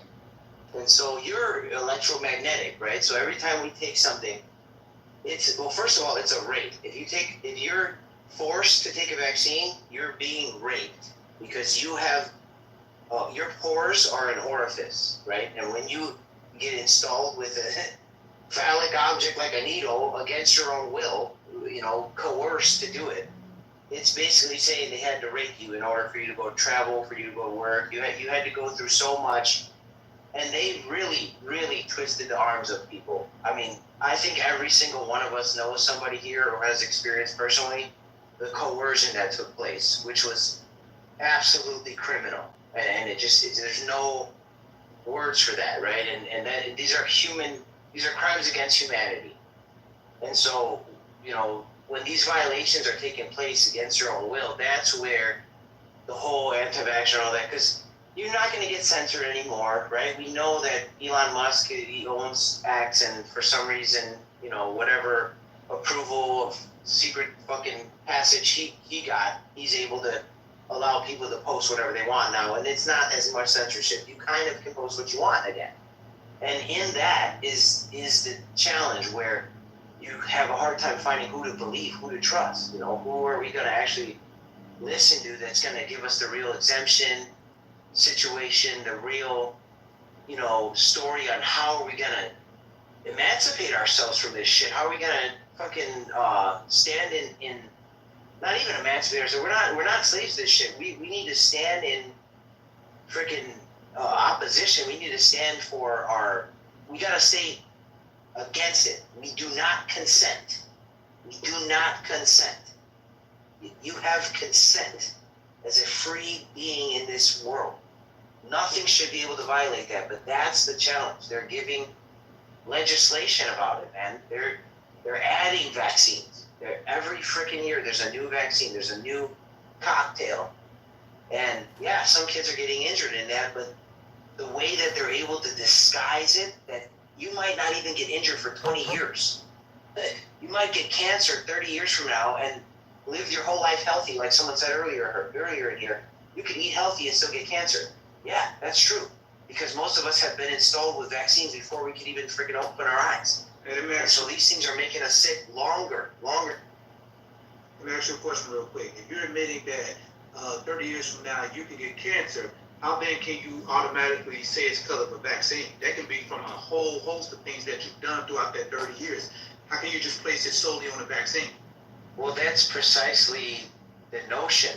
These technologies have a real long effect. Like they get installed in your body and they might not even, now they're at the point where it would take maybe 20 years before these old vaccines, like the polio vaccines or whatever, to make you sick because they're just, that's the way that the bacteria or whatever concoction they made. But now they have technology that they want to install things in there deliberately to be undetectable until they decide to wake it up, whether through a frequency, whether through some type of, I'm telling you, man, if you read like some of these agencies that are working on these secret weapons and stuff, they tell you right there, they have to do it. They have to reveal their method, and they will tell you that they have remote delivery, remote drug delivery, okay?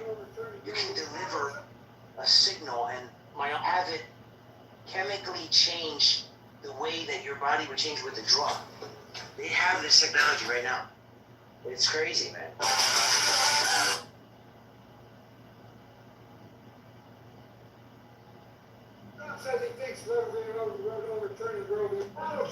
Yeah, but if I took a vaccine in my 20s, and then I end up at 65 or 73 with cancer, how can I say that it was because of the vaccine that I got cancer? How can I? That's why they won't have liability. Yeah. No one can ever be held accountable. And then they say, oh, cancer, wow. How many trillions of dollars now have they been, every charity, every kind of government funding, trillions and trillions that they don't know anything about it? Come on. These old politicians, none of them ever get sick or ever get anything. They know how to cure it. It's just that you didn't. So I'm just thinking about the logic of it. That's all I'm thinking about, the logic. The logic says if I get 25, get a vaccine, or whatever the vaccine may be for, at 73, I end up with cancer. Everyone is gay. That's easily 50 years later.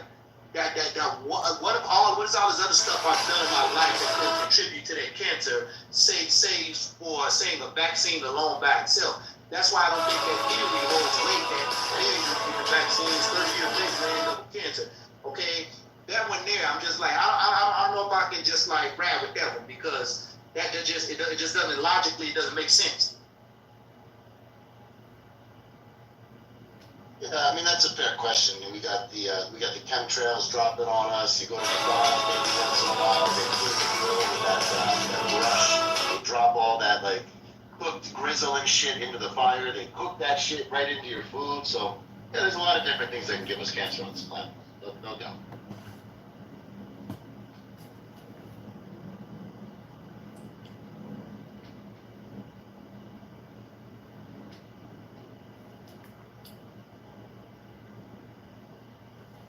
But I love the way that Chris explained the vaccination protocol. You can think of these vaccines as the railroad tracks.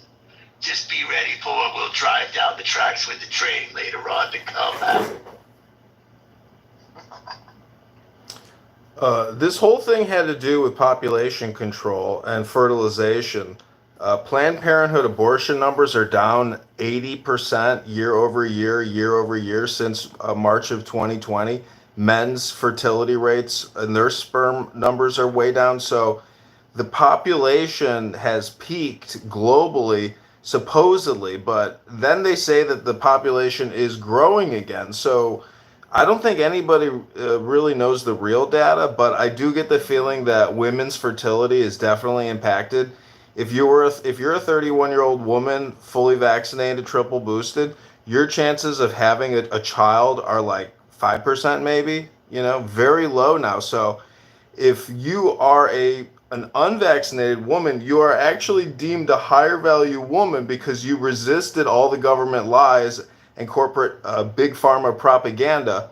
It shows that you are an intelligent woman, and it turns out that most international American women or women who have green cards or are non-natural citizens, they didn't get the vaccine. They didn't trust it from the get-go. But all your social do-gooder female Democrats who are feminists and believe that we're living in a white male structural patriarchal racist society, they're fully vaccinated, boosted, and their dumbasses can't have children now. So, thank you Pfizer, thank you Moderna, thank you J&J, thank you Dr. Fauci for fully ruining and wrecking these Democrats and their now infertile wombs. Congratulations, ladies. Your pussies are now depleted. They're totally destroyed. Mazel tov. It was already difficult before any of the jabs with the fertility rate. Yeah, that was a harsh way to put it, but the fertility rate was already going down before the jabs came out, and now it's just getting worse from what they report. I mean, not that we can really trust their figures, but man, I don't think people are even really having sex as much as they were. It seems like it's just like a total, like, people are not socializing as much. It's like very weird in the dating realm now, from what I hear. I'm not single, but it's very convoluted. It's all internet based, right? It's all, And for a time, all the online dating websites had a signal where you had to have if you were jabbed or not on there. Chris, I know you're not single, but men and women are going to go out tonight. It's a Saturday night on the summertime, June 29th. I guarantee you, lots of men and lots of women are going to be playing the orgasm game. But not everybody wants to go to Walgreens or CVS anymore to get these Fugazi shots that everybody turns out it's all a fucking scam. From start to finish, the whole thing was one giant Democrat, big pharma fucking scam. And everybody knows Joe Biden cannot be the next president. But if he does win, it's because of Alex Soros and Dominion voting system. So you can thank that big private corporation that runs your entire fucking voting system. That's right. Alex Soros and Dominion voting systems run your fucking local elections. Did you know it? All their technology, all their hardware, all their employees, all your fucking elected judges for the elections and your judge boards, that's all tied into contracting with Alex Soros. So, we're all living in, July 4th is coming up. Anything you can do to try to liberate yourself from this corrupt Fugazi system, do it. That's my opinion. AJK, wasn't it the Republican President Donald Trump who took the lead on the vaccine and boasted about the fact that No. he had it done? No, it was George Bush and Dr. Fauci in 2002. They planned Operation Warp Speed in conjunction with 9/11. It was supposed to be World War III, but it didn't happen. This is a plandemic, scamdemic. Donald Trump walked into a minefield and had no idea just how corrupt and sinister the previous administrations were and are. That my blood is the vaccine. That was a Republican, sir. That wasn't a Democrat. That was a Republican. Yeah, George Bush is a fake-ass Republican. He's a punk-ass war criminal biatch. I'm talking about Trump. I know, I get that. I'm telling you, Trump had nothing to do with it. It was all George Bush and Fauci. I'm not just getting Trump shut down. Trump claims it, that it was... Hey, you Trump dudes, man. Y'all, he can't do nothing wrong. Like, everything about it perfect. He's like Jesus. Not to forget that he also shut down over 3 million businesses. Remember that? Happening in that. It surprised me. Y'all skip over Biden. They ain't saying nothing about him. Listen, Biden is the biggest big pharma, big banking piece of shit politician you've ever met in your life. They're all criminals. They all need to get out of politics and go 6 feet under if America's to get any freer. Maximum liberation and maximum prosperity. Get the fuck out of our way. The government is what's holding everybody back.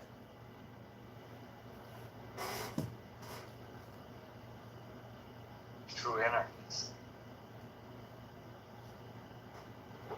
I'm not an anarchist. An anarchist, has no qualms about violence. I would enforce, laws, but I mean, it's not about violence regulation. It's about the fact that your government is spending its fucking treasury overseas and not internally. So the whole country is backwards, and everybody knows it. It's a bunch of faggots. The whole country's run by purple-haired faggots. Clowns. Clown people.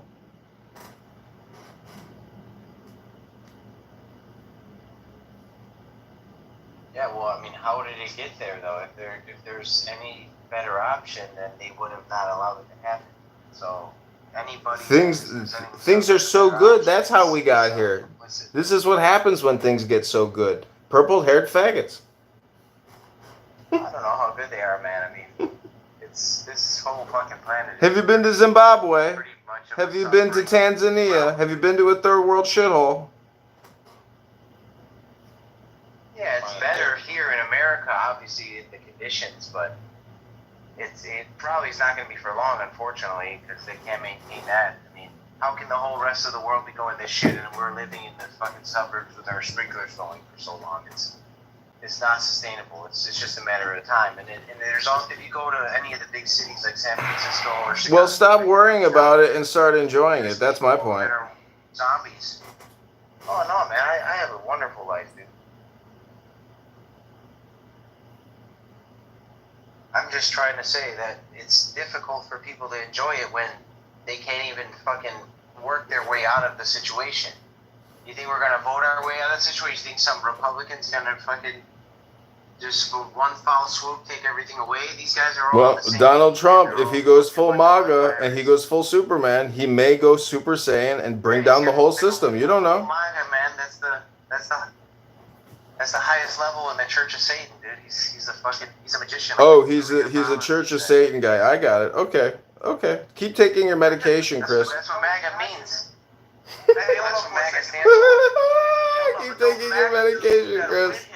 Whether you want to say he's full blown with the MAGA following that he's garnered, whether you want to say he's with them completely or not, those MAGA dudes, they're not for individual rights and freedoms because they're forcing the Bible down our throat. They're taking away women's right to choose, okay, and a whole bunch of other crazy stuff. Look at the Supreme Court. Look what they just did in Oklahoma, where in Oklahoma right now, they said... I'm being just all real here. And I'm sure they look, when I was friends with them, I'm sure they saw some pictures of mine, they probably ran screaming. But because being a Facebook friend, you know exactly what they're like. You know, you look through all the pictures, you get someone's personality just by looking at their Facebook profile. And then online, when you're online, like Bash.com, it would have the very bottom, it would say what they're looking for. And when it says what they're looking for, and there's like 20 different things. And what they're doing is they're describing themselves. So you can read the fucking paragraphs up top. It's all bullshit. Just go down to what they're looking for, and that's what they're describing themselves. What about MySpace dating back in the day? Oh boy, nope, never did the MySpace thing. Hey everyone. You know what's funny is now they're using AI to write their bio. Well, I'm just going to tell you, my friend is sitting down in the listening lounge, and she met this great gentleman on Facebook, but you know what? Me and our other friend, we totally researched this guy left and right. So we're like, okay, he's fine. We approve, thumbs up. But have a friend look up that person, whoever you're going to try to get with, and see if they are normal or not. Because if they are a wackadoodle, you want one of your friends to just hit you in the head and tell you they're a wackadoodle. Oh, and if a girl ever says that they won't sleep with you on the first date, like it will happen. Full stop. 100% of the time. That's. Well, Matt, why should they sleep with you on the first date, Matt? If they say if they say they won't, if they come out ahead of time before you meet in person, because you have conversations on the phone, text messages. If they come out and proactively say, "Hey, by the way, I don't sleep with anybody on the first date," just randomly say that. It's like people who say I don't like drama in their profile. They're always the people who like drama, right? Very good. That's right. Well, that's a red flag, Scott and Tim. If the girl says that she will actually sleep with you on the first date, run away. You just don't mention as far as you can go. They just don't. The folks that don't, the women that don't mention anything physical or sex-wise, they're serious. Like, it might be 5-10 dates into it. It might be a month or two.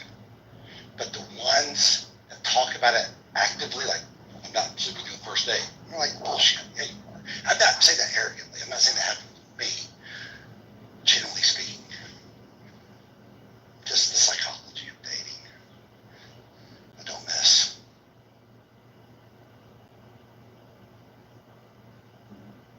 Does anybody in this room actually go to church or temple or to a local bar or shopping for groceries? Can you not find somebody there? I met my husband in a bar on a Monday night. See? Pete, that's how you can do it. Yeah. I mean, I think, and we met just as the dating apps were really getting kind of ubiquitous. They were around, for a while, OkCupid and all that stuff was around. Tinder was out. But I don't know, and I'm kind of like an in the moment person, and I really like meet cutes or that excitement of just like feeling that chemistry, and all that stuff. And I had a hard time, going out on a date with just like I saw a picture of somebody, and they gave their basically like resume, and then you go and it's awkward. I don't like that part. Maybe I could have gotten used to it if I had to, but the whole idea of, finding someone attractive and, having that initial chemistry, I think is a great foundation for a relationship. And people have different personalities, so I totally get the type that's like, that person has their life together, I'm looking for that, all that stuff, so I totally see that too. But just for me personally, I like the just natural kind of organic connection.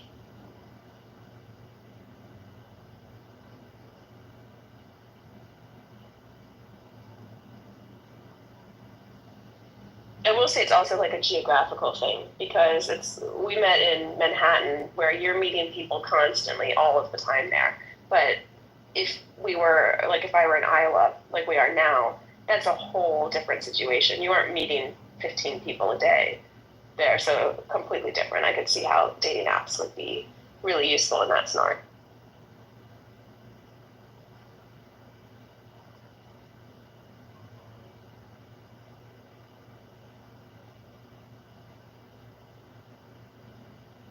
Yeah, I still can't get over this thing that women actually sent him like nude photos. Do you really think it was AI? No.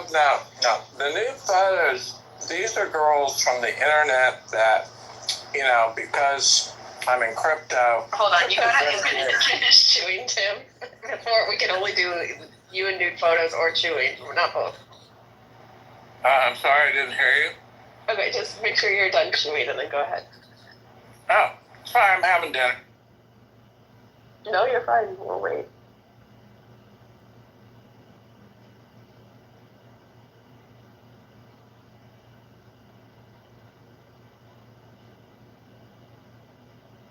Okay, so I have a friend on this app, and she cracks me up. I have no idea how to do this, but when she's walking through public, she can send what she calls a dick pic, but it is like actually a guitar pic. It just says dick pic on it. And I'm like, how do you do that? She's like, it's airdrop. And I'm like, oh shit. I need to like catch up with the times, I guess.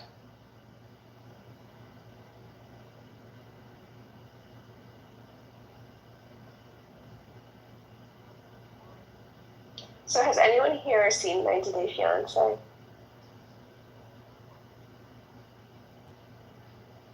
Dawn has. I love this show. I haven't watched it recently, but for what Tim was describing, I mean, a thing that can happen too is like the same person kind of, you make this whole scheme that they're called like romance scams.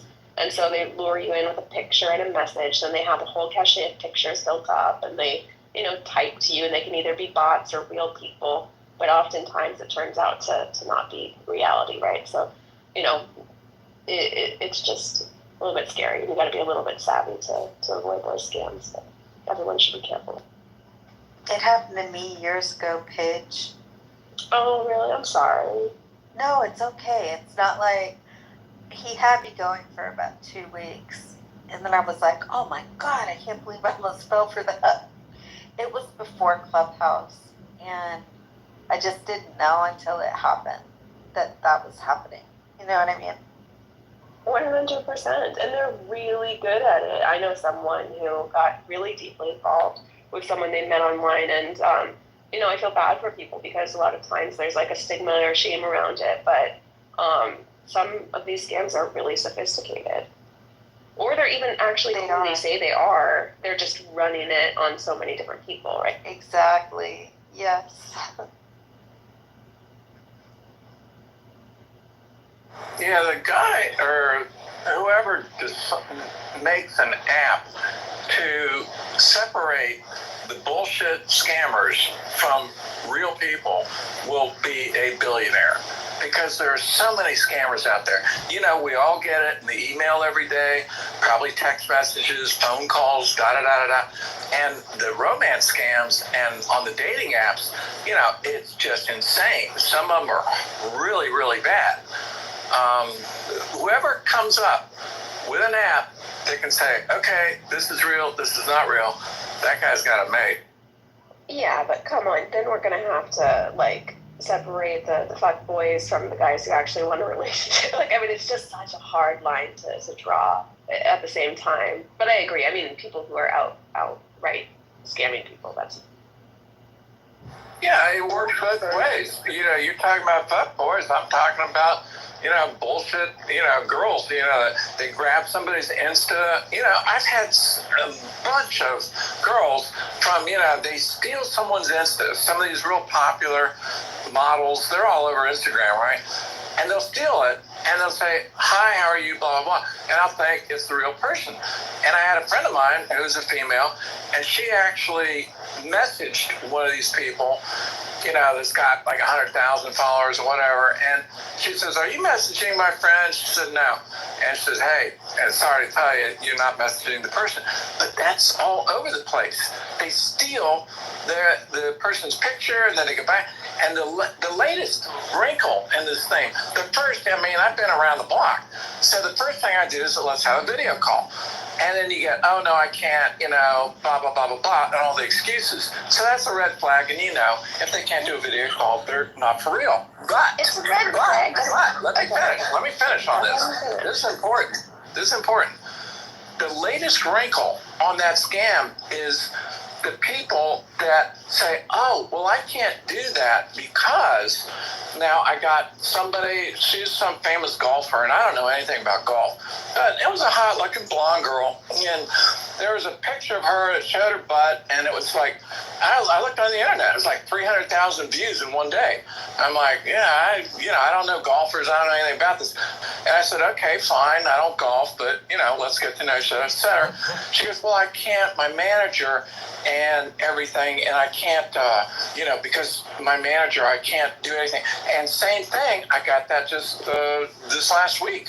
A week ago, I got an Instagram girl that says, oh, I can't because, like, my manager and my contracts, if I have any video recording or something, I'll lose all my money, blah, blah. Tim, no models are trying to contact you. And I don't mean that, like, in a rude way. Also, like, if I went to Hakima and said, hey, Leonardo DiCaprio just messaged me on Instagram, he would be like, ma'am, you are 34 years old. He is not trying to contact you. So this is not a way to meet women. Like, there are no models reaching out to any random dudes on the internet, period. The end. Don't fall for it. Don't even waste your time. Okay. Can I respond back to that? Yeah. Number one, you're incorrect. You can Google or go on YouTube and type in porta potty Insta or whatever. They're the girls that are the most beautiful in the world. They got thousands of followers, and people in the Mideast contact them and they say, hey, you want $10,000, $20,000 for the weekend? Google it and check it out. So people do contact these models, and the models go back and contact them. So that does happen. Are you looking for a hooker, though? Because that's no. You made the statement you made the statement that no models are reaching out to you.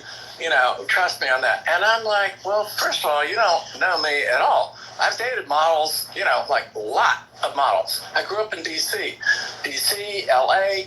I've been all over the world. I've dated plenty of models. So it's not a big deal for me to have some model contact me. Maybe for you it is, but not for me. Hold on. No, sorry. I was not trying to make it personal, like an evaluation of any your looks or standing or whatever. If it happens in reality, I'm so happy for you, and that is fantastic. I'm saying so many of these things are scams that it's not worth looking into, and like they are probably, you know, either just looking for money or you know, a fake person also looking for money. So sorry, just hold on, just to clarify. Don't take that personally, Tim, at all. I was not trying to evaluate how dateable or valuable you are as a person. No, look, I don't really care what anyone thinks of me. Okay, number one. Number two, You say no models are reaching out to you, being you, the generic you. Again, you can generalize, but let's get specific. Me personally, I've dated models and actresses all my life. I've met famous people all my life. I've been all over the world. I've been all over the world. Okay, I'll tell you what, I'm getting out of here because I don't like having people yell out. Hold on, one question. Have you met a model that reached out to you on Instagram, a real model that reached out to you on Instagram or Facebook that you have actually dated? Has that ever happened? No. And answer your question. And that's the only you're going somewhere. All right. That's the only point he was making, is that they're not reaching out to you on Instagram. You might meet them in real life. She never doubted that. They're saying that they're famous, beautiful models not going on Instagram looking for men to date, and that is a reality. It's more than likely they after your crypto stack. Wait a minute. Hold on, let me finish this. And in my bio, I got the word hodl. You know what hodl means? Of course I do. That me having that word. He doesn't use that such. Can you be quiet? Can you mute up, Kim, please? Can you guys mute up? Yeah, I have the word hodl. By me having the word hodl, I get a lot of women or dudes posing as women trying to send me scam messages, saying they're going to turn $1,000 into $11,000, things like that. So the only point P was making is not that you can't date a model. She just said that they usually don't reach out to random dudes on Instagram trying to date them. That's the only point she was making. All right, let me respond to that. You said, have you met any real life models from Instagram? And I said, no. And then you went on and continued. Now, I got to tell you, look, I don't go on Instagram. The only reason I set up Instagram was so I could talk to my son who lives in Spain. I live in the U.S. And we go on, not Facebook, but we go on Insta or WhatsApp, and we do, FaceTime. And I keep up with the family in Spain, family and friends. It's a very small group. So I'm not your normal person. I don't go on Instagram and meet people at all. In fact, I get people all the time that want to meet me and follow me and this and that. And I'm just not into it. That's not my thing. So that's not a fair question. Oh, have you met anyone, it'd be a fair question. When you were in D.C., did you run into models at parties that wanted to go out with you? The answer is yes, I did, all the fucking time. Weren't we just talking about that there are models that reach out to people for real on Instagram? I'm good. Well, okay, the point, yes, number one. He doesn't use it. He said he doesn't use it and never does for that reason. That's what he said before. And when this guy went on the rant, there's an opportunity. Well, he says he doesn't use it for that situation.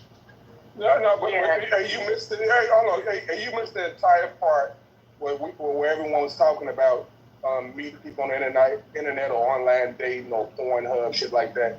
And he mentioned how these model people reach out to him about certain things and they end up not being real people. So that's the part you missed. I didn't go on the rant. I was trying to help. Hold on. Can you shut the fuck up? What's wrong with you? I clearly explained what just happened, but you want to still interject on whatever weird point you're trying to make. And she never doubted that Tim dates models. She just said that they're not reaching out to random dudes on social media. That's all. That was the only. Hey, Kima, do you want to reset the room and give Bryn's rules out and Rogers that when you all are speaking, that they shouldn't overspeak you? You did a great job, Beth. I think we're good. I understand that, but the guy also said that he doesn't use those systems. And I've heard the conversation about him dating and stuff, and he was saying he was using it through apps, not like dating apps, like he was saying. But then he said that there are women that are used by people in the Middle East to go, do things too. So I don't know what that. I'd be happy to explain that. All I have to do is go on. No, I know the story. If I could finish my sentence. I just don't want to hear about pooping on people. believe me, it's not something that's a visual that I want to keep in my mind either. I found out about this like a year ago. I saw porta potty Insta. What the hell is that? And then I looked at it. And, you guys can do your own research on that. It's a horrible thing. But the point is that people in the Mideast have more money than you or I will ever imagine. And for them, $10,000, $20,000 is like a $10 bill, and it's nothing. And they say, okay, hey, do you want your Chanel bag and this and that? And they reach out to these influencers, and the influencers, yeah, sure I do. Okay, sign this NDA and blah, blah, blah. Well, Tim, I think you're thinking that I'm less savvy than I am. I know about this, but this is how we got into this conversation. Oh, hold on.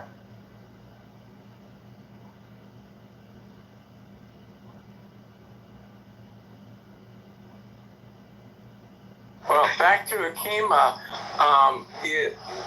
The gentleman that was speaking, Cool C, is correct. I met models on dating apps, and yes, they did reach out because I'm on dating apps.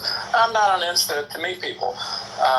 And I would meet these, models on dating apps, and some were legit. Of course, there's thousands of people. And yeah, I met real models, and they sent me pictures and so on and so on.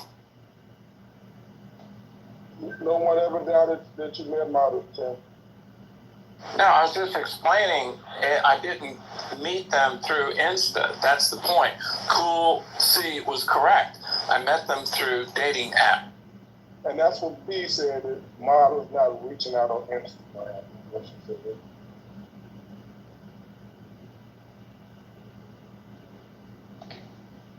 Hey, Hakima, Mr. Nature Brad, I have an earache tonight. What can I use to make my ear feel better? I don't know why I have an earache. Take a crochet needle and just poke around in there until you don't feel anything at all anymore. You'll be fine. Shit, you little fucker. You coconut oil. Coconut oil.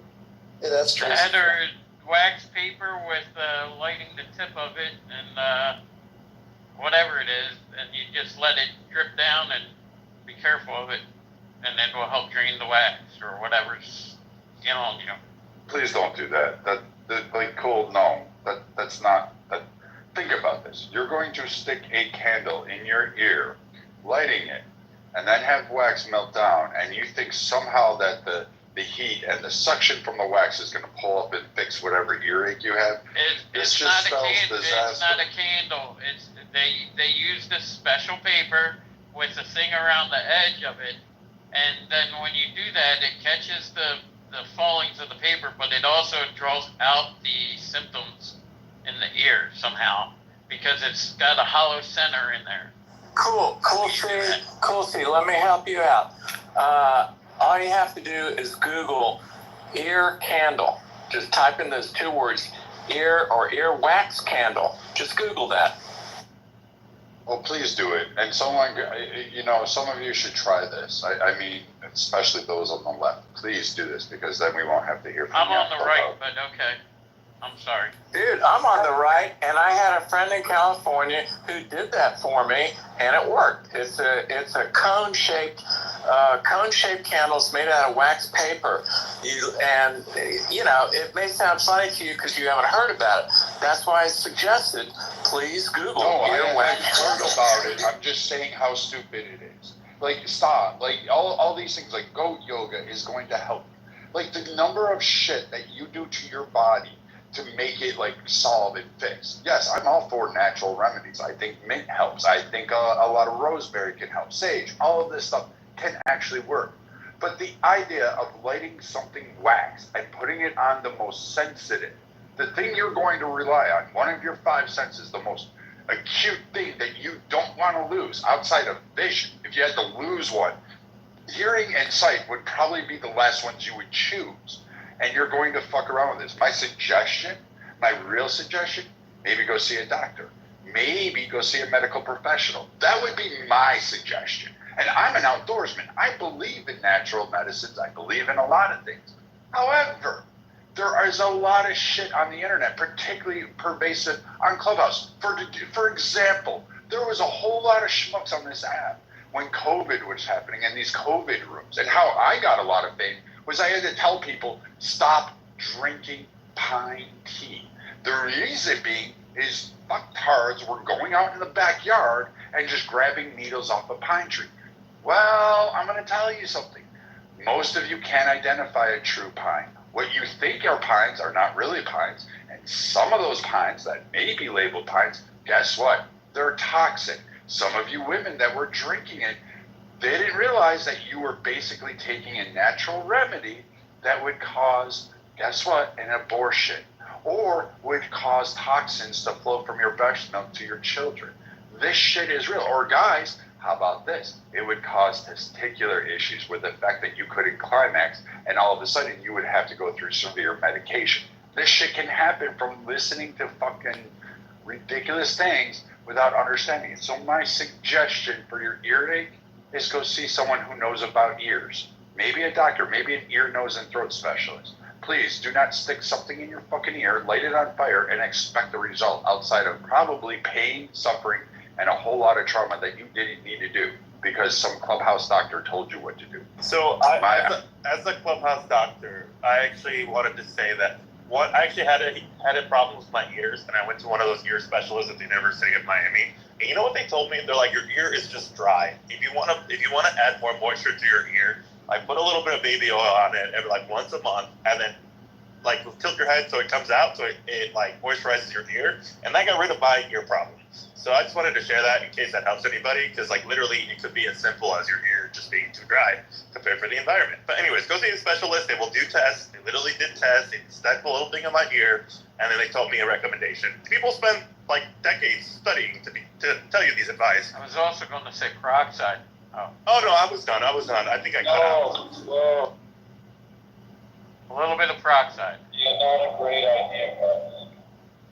Well, I was thinking, Hakima said the coconut oil, which when I was a kid, I've always had like earaches, and my mom would put sweet oil. I don't know if y'all know what that is. She would warm it up and put that in my ear. I'm wondering if that is similar. And then you pour it in, and then you put like a cotton ball there. Oh. But anyway. So he told me specifically never put a cotton swab into your earlobe. He was like, that is one of the easiest ways that people make themselves deaf is by like properly doing the Q-tip thing. Well, maybe not the cotton ball is different from the Q-tip, but the Q-tip is how a lot of people make themselves deaf by overdoing it and pushing the whatchamacallit into the sensitive part of the ear. Don't do that. Q-tips should be banned. I'm wondering where I have a red bar. I heard you, Nick. Oh. Yeah, I mean, like, I'm wondering where all these people got this, like, sound medical device. I heard somewhere, or I Googled that, injecting bleach in my left nut was going to make my right nut bigger and I would have a son. Like, that's not going to happen. Like, really, seriously, like, use like, I really want to. Like, I get a lot of people, and a lot of you, I encourage you, there's a whole lot of food out there. You can forage. You can go into your city parks right now. You've got strawberries popping up. They're about to go. You've got a whole bunch of berry seasons here, folks. You can go pick these up and just make sure that the area is safe. You can look at your charts, your city, saying, hey, have you dumped any chemicals here? Go ahead and do it. Dandelions, they're great to eat. They're great medicine. There's things there. There's natural remedies for bee stings and mosquito bites that you can rub on you, and it'll help alleviate that. There's a lot of natural things you can do as long as you can identify the plants and as long as you're 100% sure you know what you're doing. But like Nicholas said, don't be shoving shit in places that you normally wouldn't shove shit. Like, ask a doctor to do that. Like, if I had a huge earring, I'm going to go to a doctor and I'm going to say, hey, I have something going on in my head here. It hurts in my ear. Can you check it out? I'm not going to necessarily go through that. Now, I do some other dumb things on my own, and I can tell you, but I've done shit. I lived off in the bush, in the grid. A lot of you can't do that, and so stop taking some of these old wives' tales remedies. Like, the Mary Poppins song, a spoonful of sugar helps the medicine go down. You understand that they were giving kids medicine at night to make them sleep through the night. They were giving them fucking opiates, Benadryl. Some of us were given Benadryl as kids because our parents wanted to sit up and drink and smoke all night long and have sex while they wanted to make sure we slept through the night. That literally was shit that they did. Now you give them, what is it, melatonin. But I mean, it's same effect. You're just making your kids sleep through the night so you can do stupid shit because your kids aren't awake. Like, just really, like, think about what you're doing and what you're injecting, and don't believe all the hype about shit, especially old wives' tales that are taken so far out of context and stupid things that were done. Like, we don't do beds or baths with bleaches anymore in our private houses. We don't think bloodletting is a good thing to do on a Friday night for kicks while you're drinking port. Like, stop. Like, some of this shit has really killed people. And don't, for fuck's sake, listen to people on the internet say, you want to cure the plague? Go out and suck power off of the street, and I'll tell you what, it'll work. You'll be immune to this shit. Like, just stop listening to that stuff. Okay. Brad, you missed it. Give you a little bit of a doctor's opinion here. If you don't know what's causing it, you can't treat it. And earaches have a lot of different causes.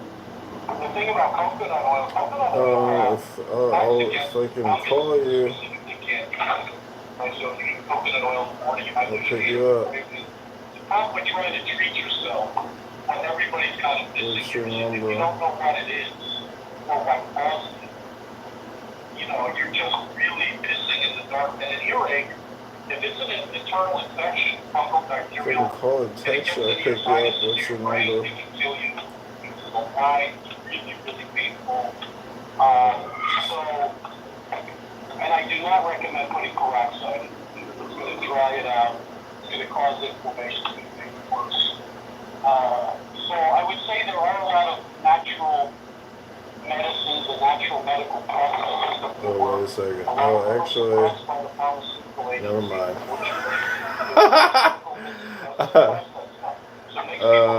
Actually, never mind. They don't know what to do. I mean, if I was going to choose, I talk to a natural therapist, you know, before I mean, medical doctors are great for crisis care. If you're in crisis, that's where you need to go. You know, if you have an emergency, you need to go to the hospital. If you're looking for a routine care, all they're going to do is give you antibiotics and steroids. That's not what you want. You're in the wrong place. But an ear infection it's somewhat serious. It's not somewhat serious. It can be so painful that you literally can't function until the point where you're screaming in pain of otitis media, and your ear closes up, and if it spreads, it can cause really significant damage. So I got to go with Brad. You know, don't believe what you hear. Try to get some medical advice if you can, and just don't use yourself as a guinea pig. Experiment with all kinds of crazy stuff.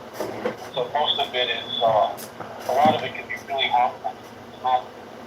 Nothing is designed for every patient. Medicine for all is bad medicine. You can't give everybody vitamin C. Actually, You know, and that's never one mind. of my major problems with the vaccine, is that it's not for everybody. You have to stratify people based on who they are, where they are, what's their age, where do they live. You know, you can't, you know, the individual has to be looked at, and our medical system doesn't do that, and that's part of the problem. You want to do something good for yourself, get a live blood analysis. Find somebody with a dark field microscope that can look at your live blood and tell you what's in there. They can probably tell you if it's fungal bacteria. That'd be the thing. So, I gotta say what Brad said. I mean, even as a doctor, I try not to experiment for myself, although I do a lot of natural medicine. Yeah, and don't ask for a medical advice on Clubhouse, number one.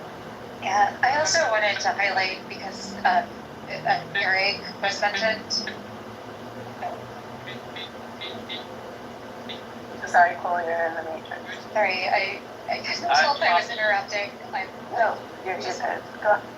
Yeah, I just wanted to mention that your ear is also located very close to the jaw, and it could be like a tooth infection. There could be something else happening. So my recommendation would be Enjoy go your to a bread. ear, nose, throat specialist. That way you can at least get the proper Actually, never diagnosis, mind. because Enjoy the sometimes pride. you think it's an ear infection. I ended up having Enjoy the pride. TMJ issues as a basically as a teen, I'm gonna go clean that my was boat. identified, oddly enough, by a chiropractor. Enjoy the pride. I'm gonna go clean my boat. Was able to basically help Enjoy the diagnose pride. and I'm gonna go clean my then boat. send me on to a specialist. But your ear is kind of at that, it's like a joint. You don't know exactly what's wrong. Enjoy the pride. If you feel an I'm ear gonna go pain, clean it my could be boat. something else. Thank you for that. And yeah, I wasn't really asking for advice or anything. I was just like, my ear aches right now. And I know there's something going on. I know it's not swimmer's ear because it's not the exterior. I know enough about my ears. But it's just like, what do I do? Maybe I'll throw some. You know, a leave also works can work wonders. I'm 100% agreeing with the doctor that spoke. And I know how you spun it though. He was game. Like, oh, you know, that was kind of a good test for him. Yeah, for sure, right? And dude, it's not funny. Like, I'm gonna end up like fucking working for that dude or whatever. Watch. Yeah, dude, I'm gonna hook up with him because he's like probably not less than an hour away from where I'm located. But I'm gonna try to meet up with him and get good with him because I have a lot of connections in the North Shore area, like, which is where all the money is in Chicago. It's all along the lake. It's all the wealthy suburbs. And he's got I was looking at his profile and stuff, and he's got, I guarantee you we have some mutual connections. So yeah, we're gonna try to put in the work and smooth them over. Yo, what's up, Augusta? Yo, what's good, bro? I can't hear you. What? How do I pronounce your name? You said it right. Augustus? Augustus? Yeah, you're saying it right. Augustus.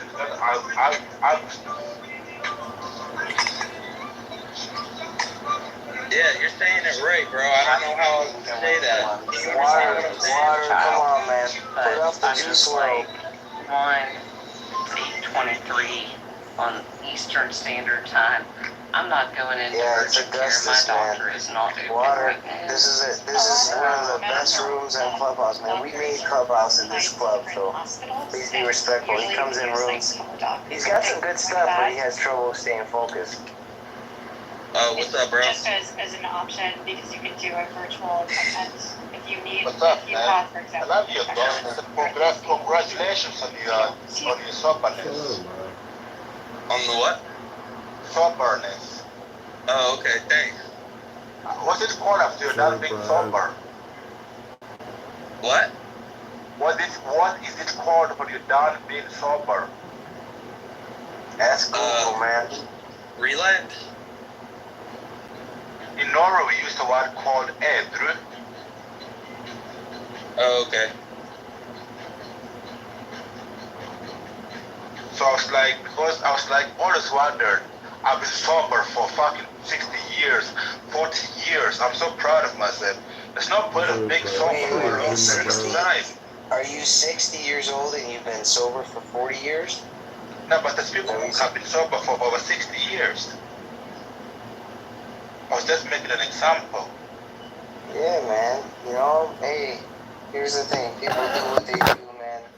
And this realm is difficult enough to get through, so to each their own is my view, man. And as long as people aren't fucking losing themselves and going crazy, and you're doing all right, I don't think anybody knows the answer, you know. Just gonna clean my butt. But that's tomorrow. You said something like for example, somebody would say, I don't go out. has cancer, for example. I don't go out in the daytime, honestly. That someone would say If a girl you're using drugs, doesn't but say hello it's on the actually, phone. I really believe it's helping her, right? And so if So I have a good believed that night. it was a drug and that I was doing something wrong, I wouldn't be And take care. with that. And we'd only I don't be go out in the using, daytime, honestly, if a girl you doesn't say know, hello other on the drugs that are phone. just as So have a good harmful. night and Also, take care. the pharmaceuticals are real drugs, man. Those are all derived off of natural stuff and just made into concoctions that make you addicted. So there's nothing wrong with natural elements in my view. So have a No, good but night. Take the care. way he started that share was amazing. This is so He shady. started by saying something about Israel, and then you ended up saying something about the elements, right? And in my head, you know, I connect. If I can call it text, what's your number? I never moved. Always stationary. And like in my head, I No lost shade about here, friends, girl. and then I thought about time. No shade here. Elements, I thought Oh, about space. I made a lot of And when I think offers. about time and space, I've got a question for you guys. If time is Take moving care. or standing still, oh no, No I want shade to here. say I made if a time lot is of standing offers. still, Take care. is it still moving? Time and space are continuously moving. I believe that was Einstein and Planck and Oppenheimer and Townsend Brown who had an equation on that. That's fifth dimensional warped geometry and physics.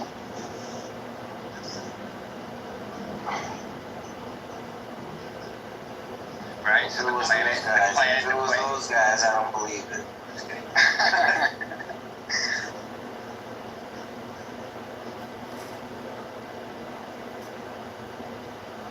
Why, what are you trying to teleport to a different dimension or something? What's up? You can help me with that. I told you from the start. I'm not moving at all. I've never been born. I'm never gonna die. I'm immortal. Okay, that's cool, bro. Just like keep the mental focus to like what their breath is. You know what I mean? Let's not go all of I'm not interested anymore. Okay, that's great. Good for you. Well, if I was immortal, I'd write a book and I'd make $1 million off of it. I would tell my whole story and like where I came from, my home planet, and galaxy, and all of that. Yeah, that's cool. Sorry, bitch. I'm not interested anymore. Bye bye, bitch. I'm not interested in it anymore. Take care. No, we were talking about politics. I mean, immortality right now.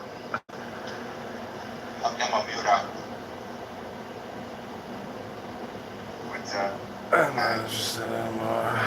Take care.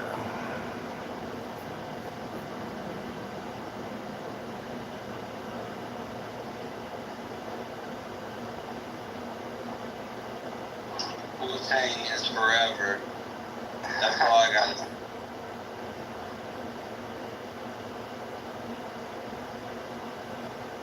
Yo, what's up, Tiff? Hi, everybody. Happy Saturday night. I'm so happy. I'm still so ecstatic that Donald Trump mopped the floor with that old Alzheimer pedophile Democrat terrorist Joe Biden. This is Tiffany Sotheby. I am complete. My plane has landed.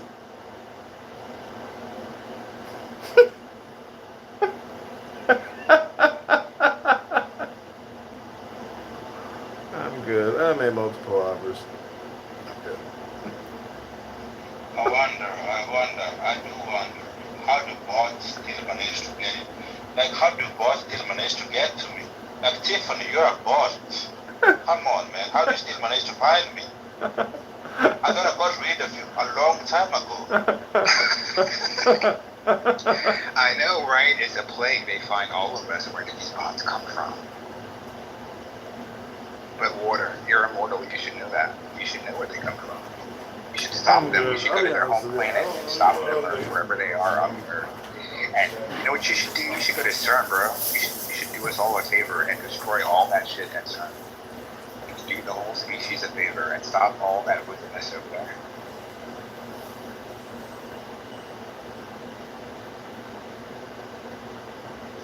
What did you say? I blocked out. I'm sure you did. I think you should use your immortality and go over to CERN and destroy all that wickedness going on over there.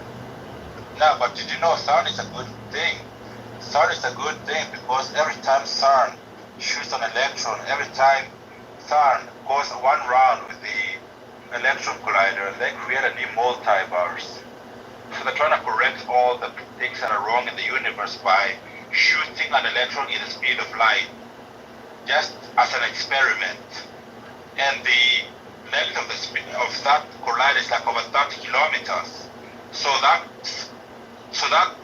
one large proton cell is traveling at the speed of light, compacted by 30 kilometers, constantly for 3 hours. They do that, and for 3 hours, they're resetting the universe over 3,000 trillion million times. Imagine that shit. And everything is called doubling, multiply, and then you go back, and then you hear terrorists out saying 0 times 0 can be 1 times 1. Like, what the fuck?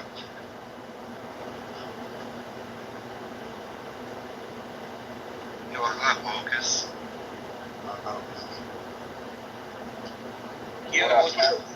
Yo, what's good, bro? What's the word? Chilling, bro. Made the news the other day. That was kind of cool. Fucking some shit I did. We were talking about that for a minute. So with that shit show that happened the other day, how do you feel about RFK, becoming president? He should have been on the stage. Well, bro, so we fucking ran a parallel debate called The Real Debate on X.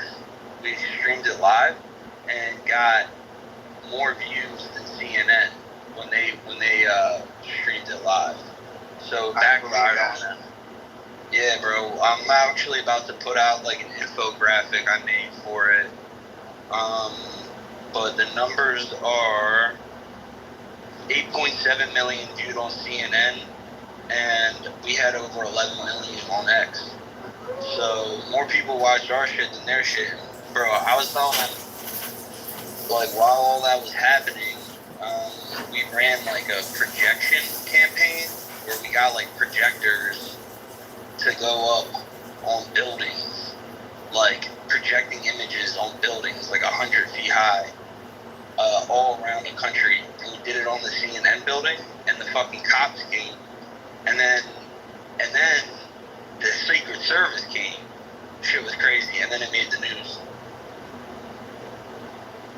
But everybody's cooled up. I don't know, why do they do this? We know it's other people running for the president, but the news only is them too. That shit is crazy to me. Yo, I think I solved the puzzle. According to the information out there, the average age for a world leader is about 62 years old. Okay, it's around 62 years old, and this represents about 187 countries. We're talking about the heads of their government, right? Now, check this out. 5% of those people, 5% of the current leaders are in their 80s. We all know the age. Mr. Trump and Mr. Biden. If you don't know, you have a little thing called Google. Google it. But either way, out of those 5%, who are those nations? Well, if you look at those nations, of the 5% of those 137 countries who have leaders that are 80 years old, here is the list of them. We got the USA. We got Ghana. President of Cameroon. There's about 13 different countries, right? You guys can find this information. But let me tell you this. Pope Francis, okay? King Harold of Norway, all right? There's another guy in the Bahamas. One guy in Kuwait, Denmark, Ireland. Look at all these countries, 80 years old. What does that mean? That is a paradigm, a world agenda that all these people share. They're holding on to this idea of how the world should be geopolitically, yada, yada, yada. And that's what these old folks believe in, dude. And they don't want to let it go, okay? And nor does any other of that 5% of 80-year-old presidents in the world. Thank you.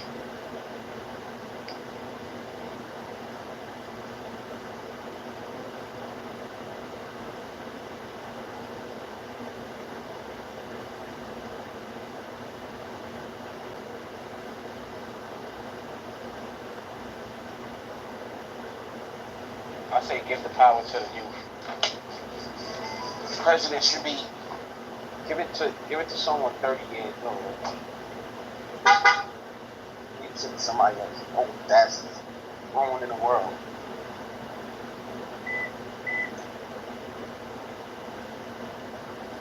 What was the world like 80 years ago? Just think about that, guys.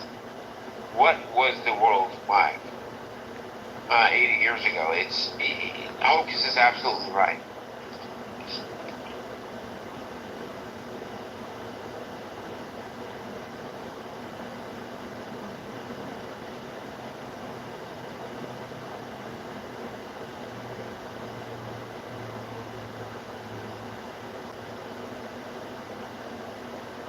Yeah, that debate was crazy. I mean, fucking, you know, these guys look crazy, bro. Like, they were like arguing about like who's better at golf and shit, while the question was about like the economy. You know, it's like, what the fuck? Shit can't even be real, but it is. Did you catch the part when Trump called him to create the Manchurian at the beginning of the season? It's like, put his foot down. I'm like, bro. Yeah. What's the Manchurian Candidate? You know, like Ultra, it was a like popular movie like back in the 60s, dealing with like mind control. Like he said, you're a Chinese Manchurian candidate straight to my face. He didn't see anything. He just like put his head down. I'm like, bro, we just like. The Manchurian Candidate is what killed Robert F. Kennedy and possibly JFK. So you could say that that Palestinian piece of shit that killed RFK, and that even Arlie Harvey Oswald, it's all MK Ultra. That's what Manchurian Candidate is all about. RFK Jr. says that he doesn't think that the Palestinian dude killed him. Oh, you're right, Sirhan, you're right. He didn't apparently kill him. It was that CIA agent, some racist piece of shit, according to him. Yeah, because yeah. I heard that whole podcast, and that's what not a lot of people understand, is that the government killed a family in America, the most powerful political family in America, like the CIA, the secret WASP, white Anglo-Saxon Protestant military wing, extremist wing of the government, which is basically in the deep pockets of oil and big pharma and weapons. They killed the Kennedys. They murdered them all. Yeah.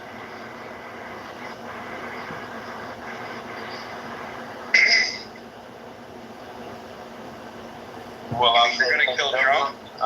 With all due respect, those are the only motherfuckers.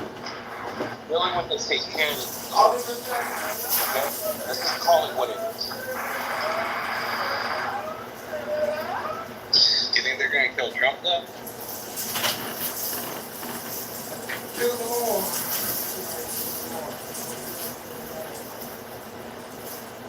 No, that wouldn't possibly happen. Not at all. The odds of that are very slim.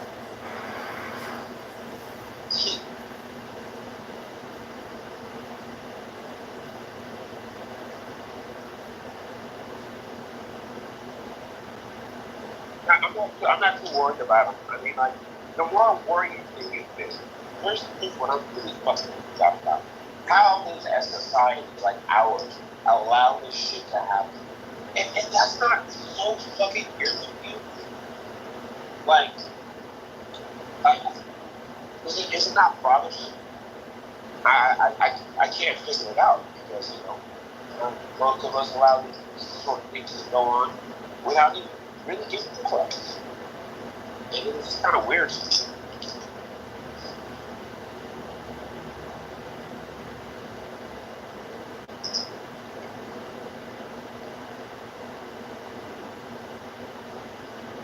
Wow. So what you guys doing for 4th of July?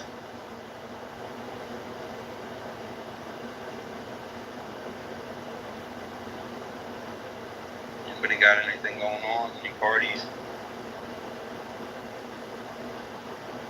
Well, you know what? Yeah. Yeah, man, grilling some arrachera, having some modelos. You know how we do it in the Chi-Town, man.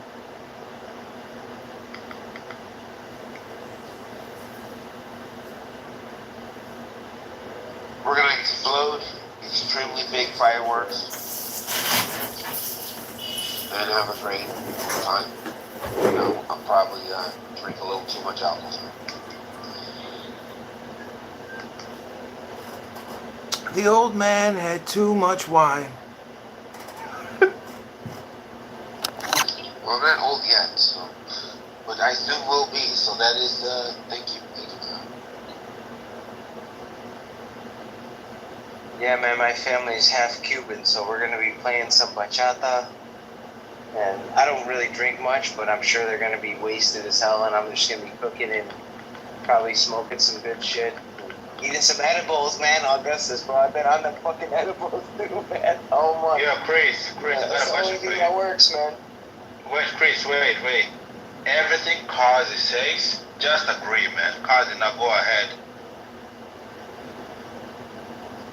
Because they're desperate for my attention. It's crazy.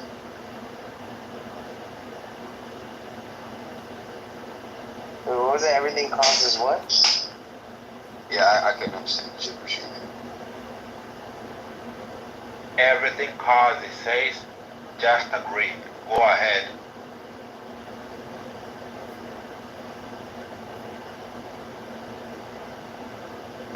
Okay. I suppose.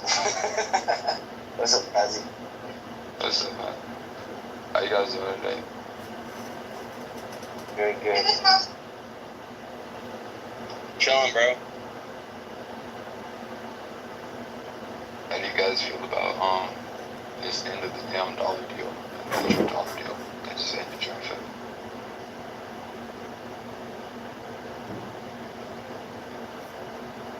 I don't know anything about it.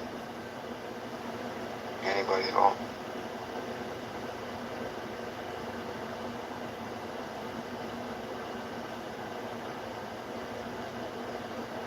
Well, I guess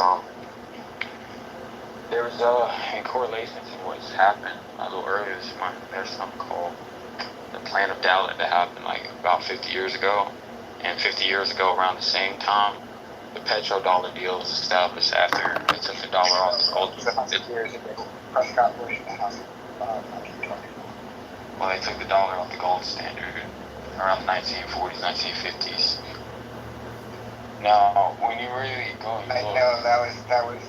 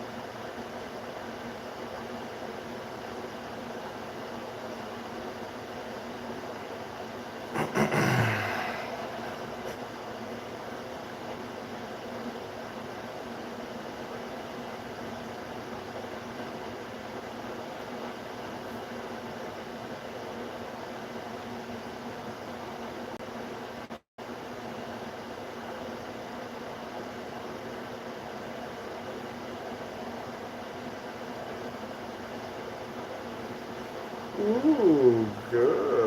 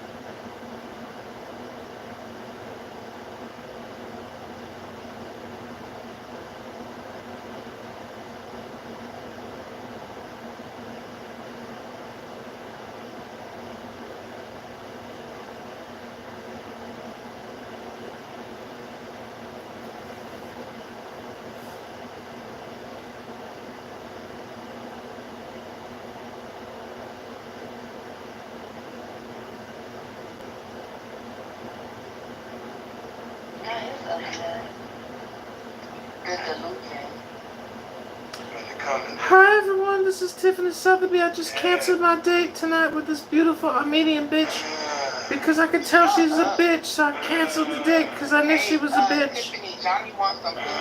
Can you sell him some? Yeah, Johnny, my pussy for sale. Like the pimp said, keep on coming, hoe. Keep it coming, hoe. Keep it coming, hoe. Oh, that's right. Squeeze it all out, Big Daddy. Squeeze it all out, Big Daddy. Put it on Jazzy's bagel. Let her spread it around her toasted bagel. Squeeze it all out, Johnny. That's right. Squeeze. Oh, my God. That's a lot. What is happening here? Hello? This is Tiffany Sotheby, and I am complete. My plane has landed. Let me tell you what just happened. A man just closed them on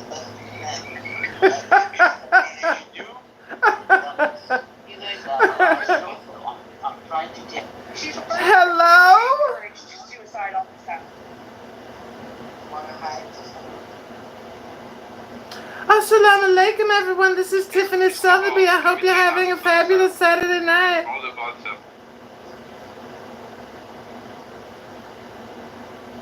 Hi, everyone. I'm just saying, if you have a weak heart, like y'all, sort of allude to it. And I think the reason why they allude to it, the Buddhism, they embrace it, right? I think the reason why they all talk about it is because there is a lot of truth to it. But I think that if we take out the religious portion, we have to point out that it's part of the cycle. Regardless of whether you're Buddhist, Christian, Jewish, or whatever,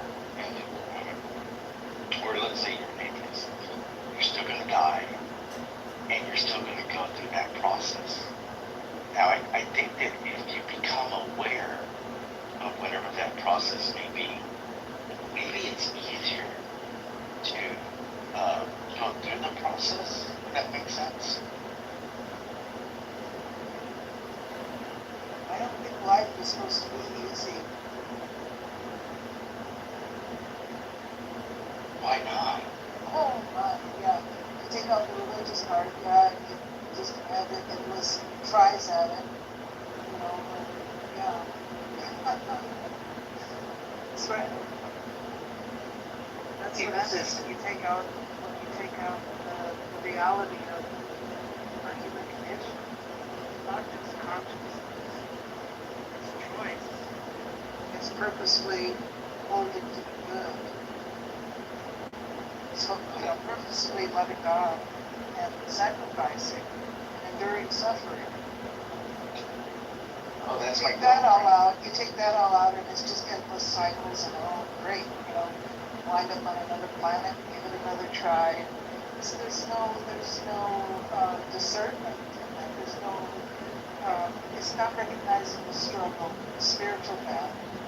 It's not recognizing. Right. No, I agree with you. See, one of the biggest reasons why I left the Roman Catholic Church was specifically that, and Christianity as well, right? Specifically what you just said, which is like we're supposed to sleep. And I believe that has become a mental delusion thing that we've done in society right in the masses. Because it justifies the suffering. Because if let's say you're in Gaza and your whole family has just been killed, and you look at that God and say, why, right? You're not going to get an answer. At least you're not going to get an answer that you're going to lie. Or, you're here in Texas, all cushy in your ranch, and you get a divorce, right? You look at guys, why, right? So, I'm not saying that, the ups and downs were happening in your life. I just don't believe that you're supposed to go through that. I believe the opposite. I believe that you should make proper decisions, right? To be able to, like, for example, just give you an example, like, you're a good student in high school and so forth so that you can get into a good college, you get a good degree, you become a brain surgeon so that you can make tons of money and buy a house in Beverly Hills, drive your Bugatti, Ferrari, Porsche, and you have this beautiful trophy wife, great kids, right? And that's an example, right? Or you can choose to be a bum and you're living on the side of the street in San Francisco. Right? So they're all choices. I don't necessarily think that God imparted any one of them, whether you become wealthy or you become street homeless. They all derive from choices we make, right? But, what is it called? The ultimate pursuit of happiness. It's even in our Constitution, the right to pursue happiness, right? Be happy. And I think that's fundamental. I think one of the main reasons why founding voters put that in there is because some of them were atheists or agnostic. Not all of them, but some.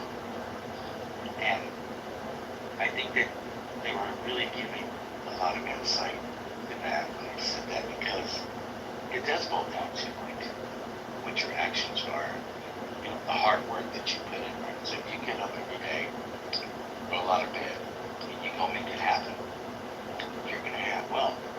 And if you stay in your bed and do nothing, you're gonna be poor, possibly eventually homeless.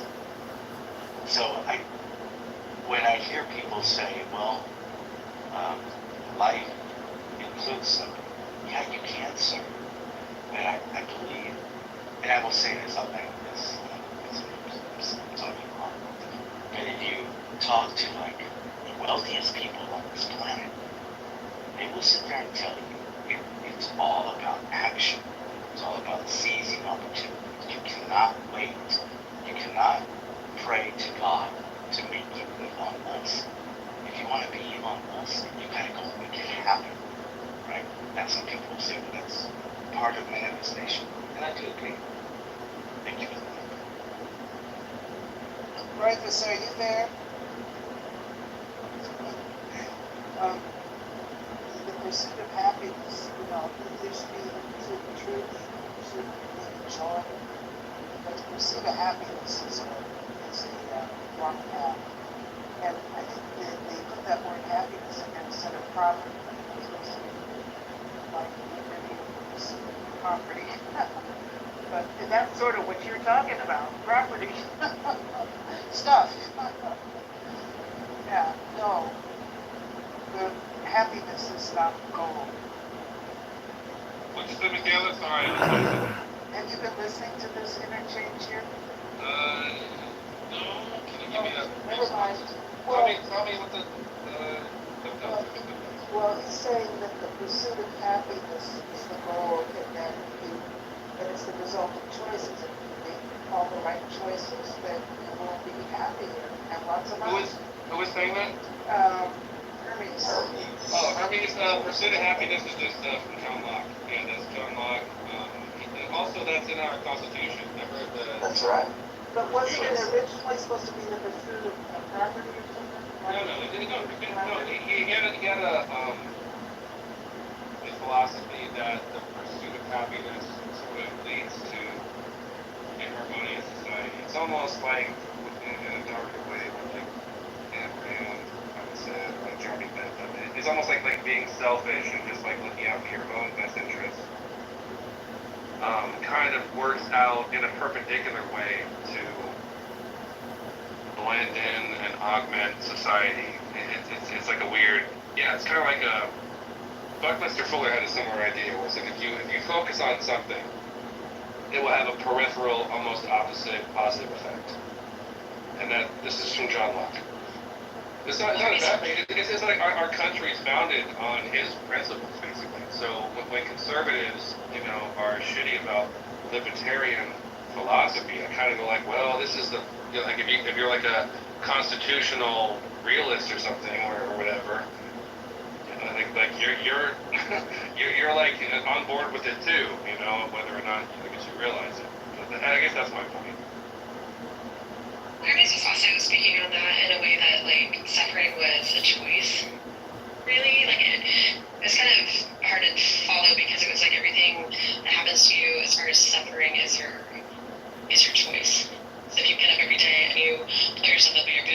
fact you're going to be successful, you're going to be a millionaire, you're going to have a trophy wife, marry kids, and live in Beverly Hills, but that isn't true. That isn't true. You can do that, but it can only be applied to yourself. And that's the esoteric principle. Saying, like, I walked down this alley, I got stabbed, I should have known better. That's my own esoteric internal trip. When you apply it to other people, it becomes toxic. So that's the danger with that sort of reaction. And actually, I just wonder. That's really well said, Boss. Like, that applies to a lot that's been said in this discussion. I'm wondering where was that sword earlier? Like, that was really well said. I've been listening to, like, the Misfits and Dead Kennedys for, like, the last hour, man. I'm not been listening to it. That's the way that you guys talk about Jello beyond. Oh, yeah. No, because I'm having a fight with, like, a guy in my band who bangs on drum skins. It's, you know, whatever. It's just... And he's like, oh, the best Misfits album is American Psycho. I'm like, do you need a wellness check? Do I need to send someone to your fucking house and make sure you're okay? Because, like, Danzig is not on that album. I don't know if you looked at the album credits or noticed the voice is different. But it's a completely mediocre singer on there. It just sounds like... Yeah, he's also like a white nationalist, too. Well, okay, so my bandmate is clearly, he's extremely New York Jewish, so he's not like a white nationalist. Anyway, so I'm not agree with that. Yeah, but so I was joking, I was like, so is your favorite Dead Kennedys album not have Jello Biafra or anything? Like, that's my joke to him. So I wanted to reply to what Ashley said, right, about that that's not true. I think truth and reality perception is created by all of us individually, right? So like, and the pursuit of happiness is different for every one of us. Like, happiness for me is going to a nice French restaurant and being served, right? I'm in bliss. And happiness for somebody else may be building her house. You know, everybody's happiness is different. And I think that we all decide, like, if you don't want to live in Beverly Hills because that's not who you are, that's not what makes you happy, that's not important, then you're not going to do that. You're going to make other choices. But here's the conundrum. Sometimes the people that we put in power make choices. Or did you say Beverly Hills? Yeah. Did you know Beverly Hills is out of a gigantic oil field? Yeah. And there are buildings that have no windows that are basically hiding oil rigs all over. There's one at the Beverly Center. They're all over the place. And so oil is actively being drilled and processed from Beverly Hills. It's kind of a weird. Now that you mentioned that, I was going to tell you guys, buy Texas oil. It's a great investment right now. But, wait, does that cause any like weird sinkholes or like people's houses like falling into the ground? No, because they do a particular kind of drilling where like the little straw that goes into the earth is kind of done in this diagonal sense. So they're doing it. Oh, they drink the milkshake. Okay. I drink your milkshake. All the way across. Yeah, they basically do a Daniel Day-Lewis drilling method, right? All the sinkholes are in Florida because that's basically like the hellmouth, right? Like. Yeah, Florida is basically the fucking gangrene. Well, I mean, like, yeah, without air conditioning and DDT, Florida would be kind of having all. DDT did a job on me. Now I'm one big sickie.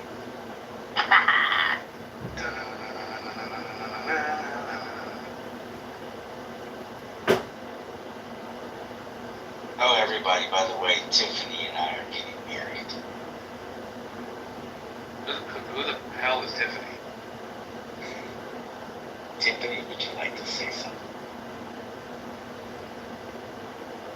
Yes, Tiffany, this are you is. one of those like bottle service girls? Like what's up with your PTR? Like seriously. This is Tiffany Sotheby, and yes, for May's proposed marriage, I accepted the Kitover. We're doing it. Excuse me? This is Tiffany Sotheby. Please don't interrupt me when I'm speaking. I didn't interrupt you. I didn't interrupt you. I'm not finished. When I'm finished, you can speak. No one interrupts Tiffany Sotheby. No one.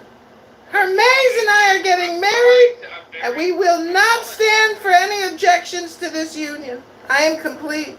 My Tiffany Sotheby private jet airline has landed, and you can go to tiffanysotheby.com if you're looking to purchase my full line of luxury goods. Shavua Tov for Boyne Shalom.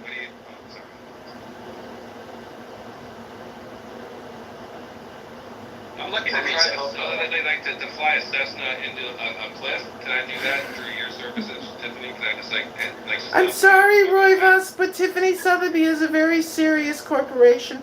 We don't have time for trolls like you. Just get the insurance money. Don't worry about your plane. It's just a Cessna.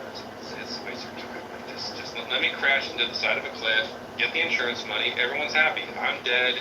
You have money. Hermes believes in aliens. It sounds like your life. It sounds like the train wreck, which is your life. You're pathetic. It's not a train wreck. It's technically a plane crash. Well, Tiffany Sotheby Incorporated will not be involved in your life. You're a loser. So take care. I'm going to the club. Bye. Tiffany Sotheby out. I'll see you at the house later. See you at the house, baby. Love you, Hermes. I was really trying to be your wingman there. I really was. I'm trying to, just help you out. I don't know if that worked. Was that not effective? We should talk about this later. So I have a question for Michaela. Michaela, are you there?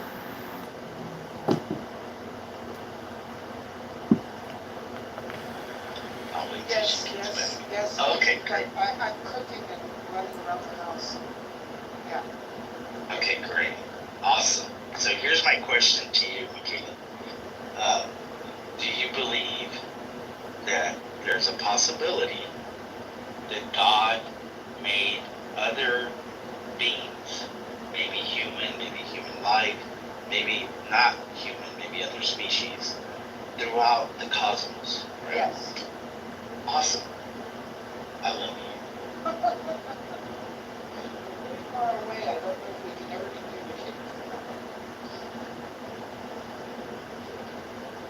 You put a lot of distance in between possible worlds to support life. Maybe that's on purpose.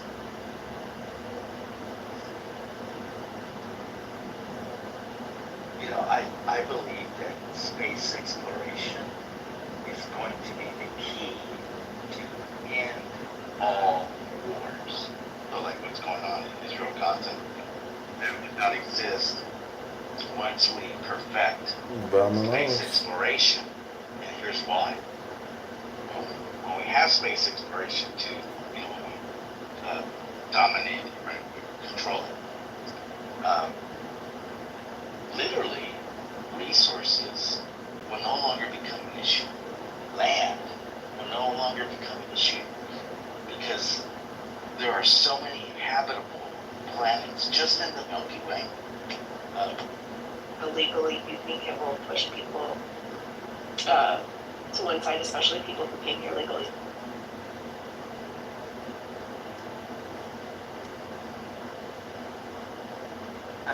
Let's hope it's the homie that expects to be with us in the room, and now he want to come up here and say some dumb shit. So now you cannot even come back to the stage, idiot, dumbass. Don't gotta be a dumbass. That was weird.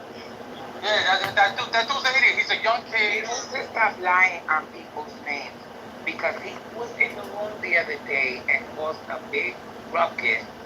And went around the act saying that I sucked Minnesota off for $20, y'all.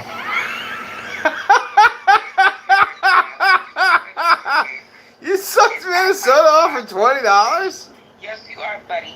So you better pray, like you was trying to pray for everybody else, that I don't get a green bean. Because $20? Ethel, you will not be on any stages that I'm on, son, as long as I got a green bean, all because you was mad because people be modding me in their room. You piece of shit. I just got here. Who were you guys talking about? Joe Biden. Yeah, fuck Joe Biden. Yeah, let's get back on track. Forget about Kazi, because you know what I'm going to do for Kazi? I'm going to hook him up now and remove his stupid ass from the room. How about that? So that's Sandra got a green bean. She wants to do what she did. No, but that's what my Tassi's done for the night in here. So yeah, like he's a problem, like freaking child. Literally, it's like he's on the road with this bullshit, and I mean, people do allow him to speak, but it's just too much. It's just too disrespectful. He literally did the same thing to Dolly, 48 hours ago. He just did the same thing. Just complete rumors, lies. Just I don't know. I don't like him. That's why I came up because he was mentioning people's names one and I didn't hear the defendant, so I don't believe that. And I don't believe he's lying on people that I fucks with me. I fucks with Hocus and I fuck with Spencer, and what he's not gonna do is dragging their name in a lie on my watch. Hey, you got a green bean. You gonna do what you gonna do. He just got kicked from the other room. That's wrong. That's why he came in here. And you know what the definition is of Kazi? He's always on stage till he's not.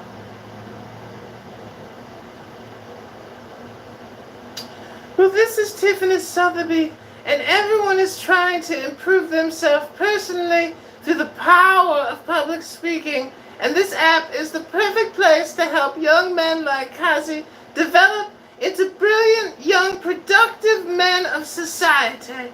This is Tiffany Sotheby. I wish you all a beautiful Saturday evening. My plane has landed, and I am complete. That was fake. That was totally fake. That that's a definition of a catfish. Because I am hitting Tiffany Sutherland's Instagram right now, offering to fly her out. But no, she does not look like the Tiffany Sutherland that we see in the gift. In fact, I would suspect that this side, this good guy. You know, I'm not into guy girls, by the way. Just picture Larry David behind this PTR. And think of Larry David what you will, but I am still a woman, and I am a classy woman. Larry David is one of my favorite of all times, but that would not compel me to, if you are the Tiffany in that picture, which you possibly could be. Maybe you got hate in the throat at a young age, and your voice is like that.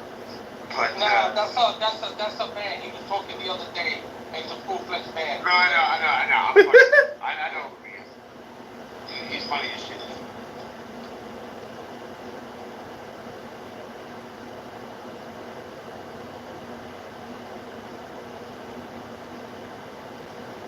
Hi, it's me, your friend Tiffany Sotheby again, PTR. I just updated my PTR to my recent vacation to Giza, where I went to Cairo and I saw the pyramids. I ain't gonna lie. You look fucking hot as shit. Where'd you get your boobs done? I just got back from the Pride Parade and I talked with my plastic surgeon. He recommended that I do a bottom surgery in addition to increasing the cc's of my breast implants. So if anyone has any ideas... Alright, let's go back to the topic, man. I'm not gonna listen to this. You know, come back up here and act right. Let's have a conversation of what the room was hoping for. You know, the war for the mind, not the war of stupidity. Okay, let's not do that. The war of stupidity. I gotta understand people on this app. Let's have real conversations. If not, we could close the room.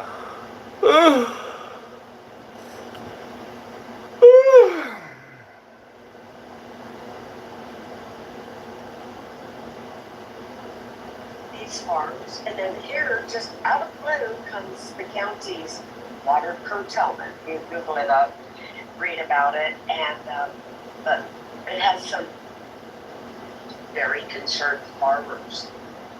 So that was an interesting confirmation that I had. Yet again, another one more level of confirmation is that's where I'm in today. So, in any event, I know it's going. The big thing sticks with the Trump team. I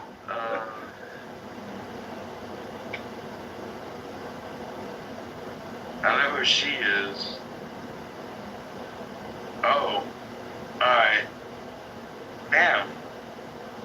You know, it's like cryptic fucking, Cash App around this parts. I gotta put my code in. Yep.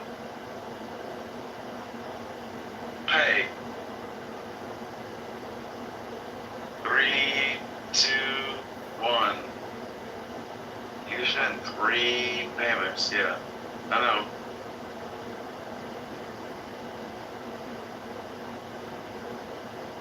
Hey, Oscar, Dime, Trey. Shut the fuck up, man. Dime didn't get no money because I sent it to Shay Shay.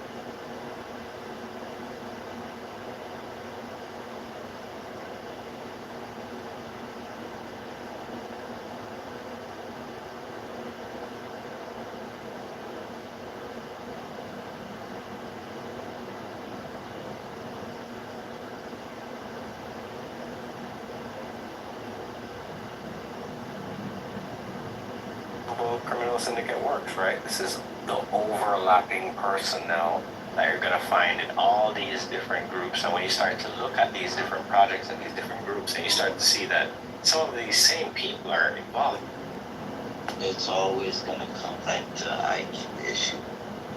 But see, this is the thing though. When you guys have a conversation about nuclear capabilities, it's never going to fully be an honest conversation, given the fact that the information that is out there about those nuclear capabilities is so far behind from where the actual capabilities gain. So I think that is one danger of having conversation about highly classified topics like this one. I mean, I don't know. It's always fun, and again, we do have the information that we do, but to be able to, perform an actual risk assessment and, how much these said nuclear weapons are going to affect us today, we would have to have some sort of insight into classified information. I mean, that's just a fact. Go hang out at Trump's house. Go use the toilet. But no, look, here's what I wanted to say. This kind of plays into what Al was originally saying, where let's reframe.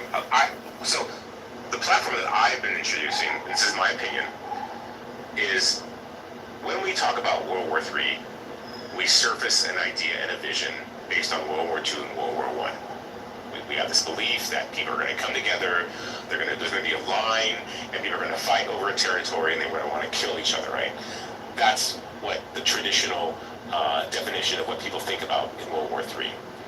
I personally believe that I have enough argument to say that we are in a World War III now, and what the future or the current understanding of war looks like.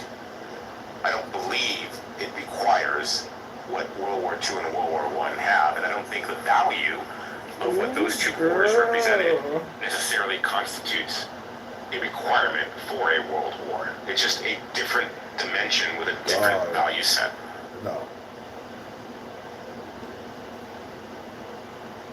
Yeah, no, that's an interesting point of view. I kind of I consider what's going on right now like Cold War instead of like because I mean the Cold War was kind of like a world war in a sense, but it was like a bunch of proxy wars. There was an ideological component. There was a lot going on.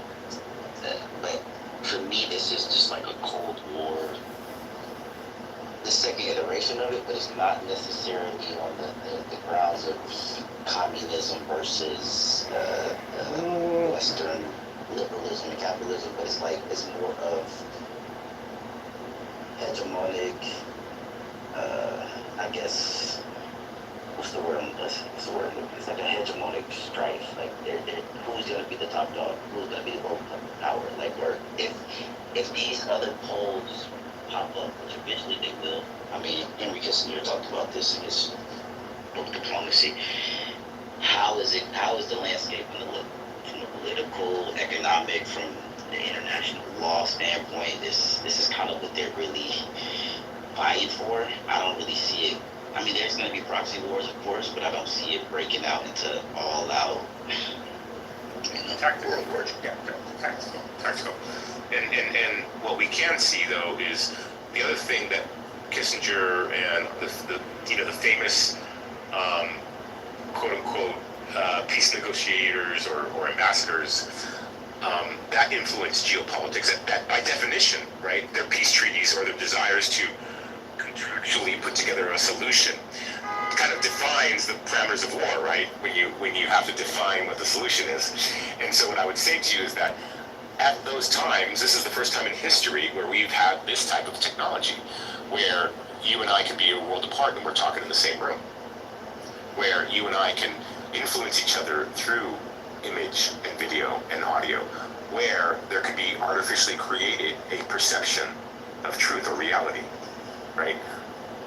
That was not part of the cerebral thinking of these leaders, of these great giants. And so I would say to you that even though people don't think about it with a very heavy hand, we all know that information warfare is occurring. But I think it's much more powerful and much more subtle than what most people think. And we need to take that as one major vector into what a world war really represents. Yeah. That's a great point. And again, I agree with what you said earlier, talking about the value system. I don't think, like, as you and the others have said, that it's going to be an all-out pew-pew and whatnot.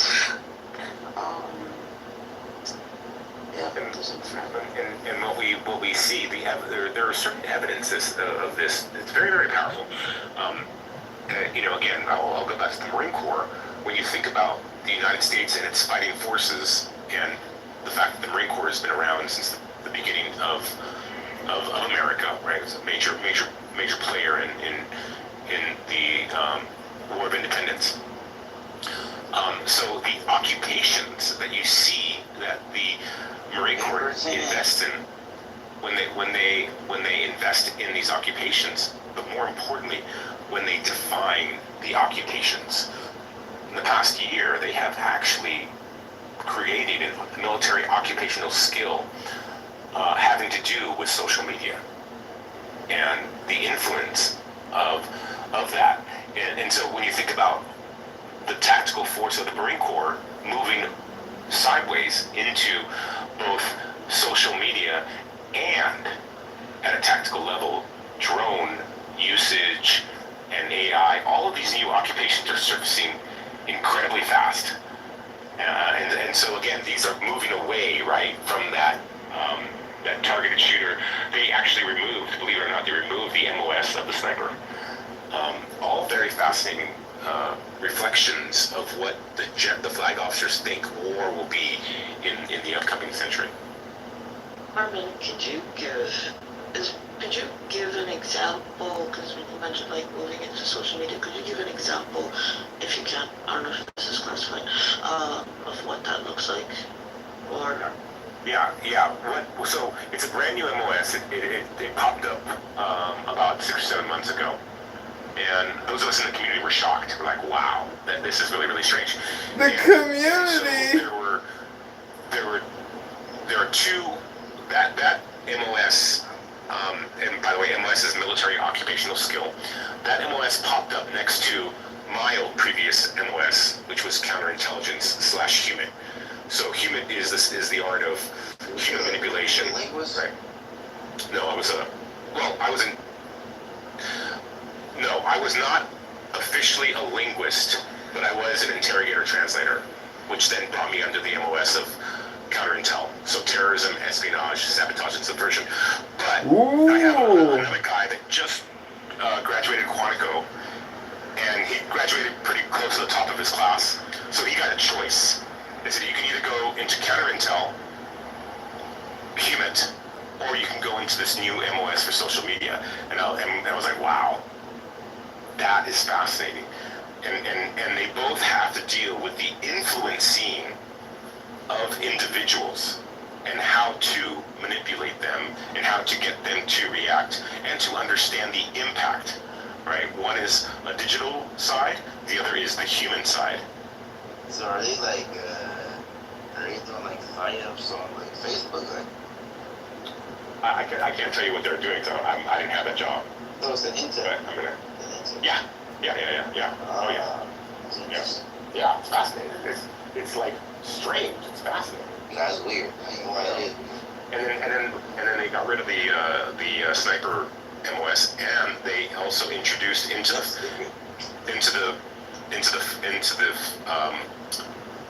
fire team, into the squad.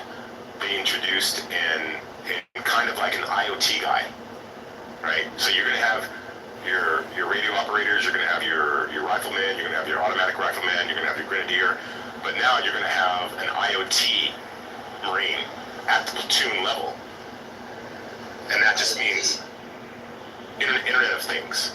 So that's going to be your tactical infantry Marine, whose sole purpose is to operate the drone, operate the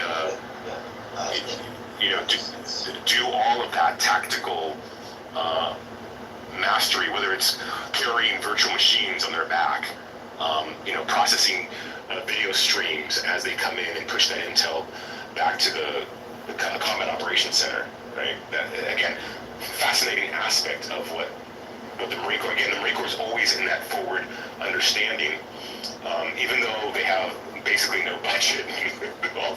all the budget goes to the Army and the Air Force. That's what's going on basically in Ukraine with these drones, and so they're probably they're using the info basically from what's going on right now. That's one of the reasons why it is one of the most advanced or largest opportunities to benefit without a price, right? There are no U.S. lives being lost, and yet we are advancing forward and faster than any other military because of the Ukrainian and now the Israel wars. Question for social media, like, because you said influencing. An example of influencing, would it be this push for join the military to serve your country, kind of like ads and marketing? More recruiters, no, that's not domestic. The Marine Corps has no jurisdiction in domestic issues, period. Because I'm trying to, I guess in my head, sort of like convert like what that looks like in France. When you're listing all of these, and it might not be that job might not be as an offense. It might just be as a intelligence reaction. So as the Marine Corps, again, what's the job of the Marine Corps? The Marine Corps is to kill people and break things. Right. That's it. Right. So you have to think of all of these jobs. You got to think of all these jobs is how does that job allow me to do a faster and a more accurate kill person or break thing? That's how you should look at it. Thank you for that. Could I also ask what languages you translated for? You don't have to. Spanish. Do you know any SIGINT guys?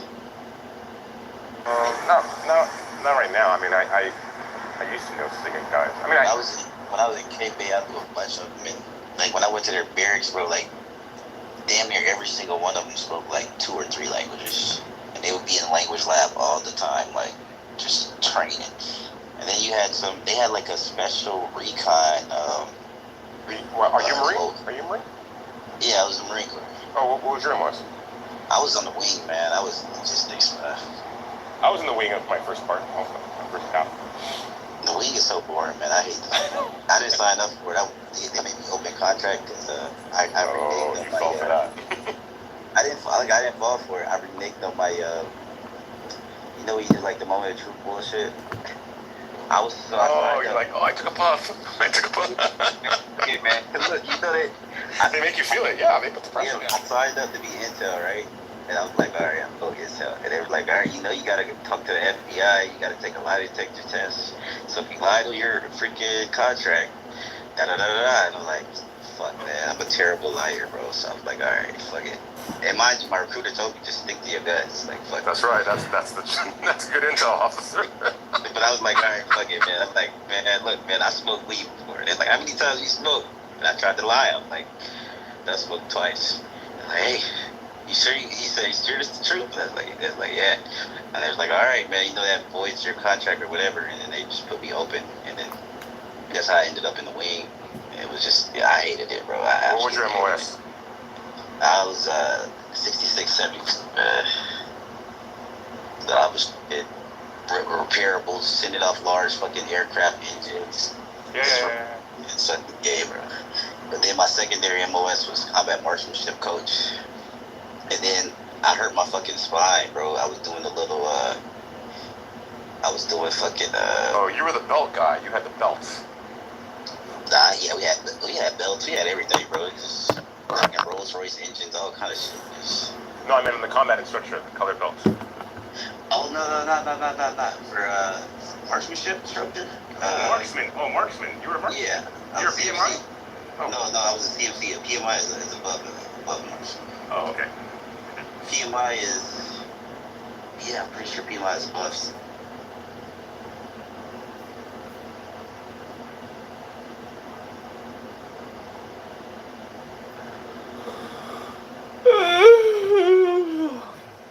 Bristol.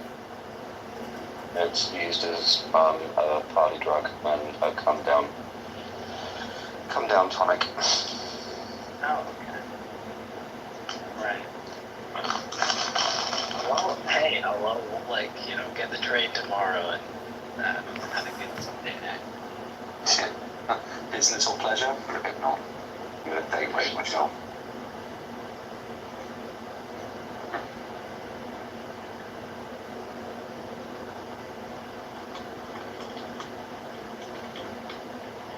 I did one steak Valiant drink on the same night. I have no memory of the entire weekend. You done put you in the queue. Thank you.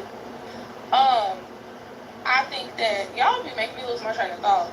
Now, let's not be rude. Who was next in the queue? Because I forgot what I was going to say. And now I'm irritated. I think I'm next. Oh. Where am I? It was Jigsaw. Well, like the brother that spoke. What'd you say? Hold on, real quick, because I'm gonna have to leave. But I did want to say that, and this is mostly to Benji, but really to the room, is that I absolutely believe that you, brother Paul, Roland, Johnny, I believe that any of you, all of you, Corletta, could end up in heaven, right? Because at the end of the day, it's not our job to convince you. That's why I say that you don't need intellect to prove anything to somebody. Because, and that's fine, Rod. We're supposed to be on the same team, but it is what it is. Thursday. Hold on, but I'm not done. I'm not done. Let him finish, Rod. Okay, we're gonna put him in the audience since he don't know how to act.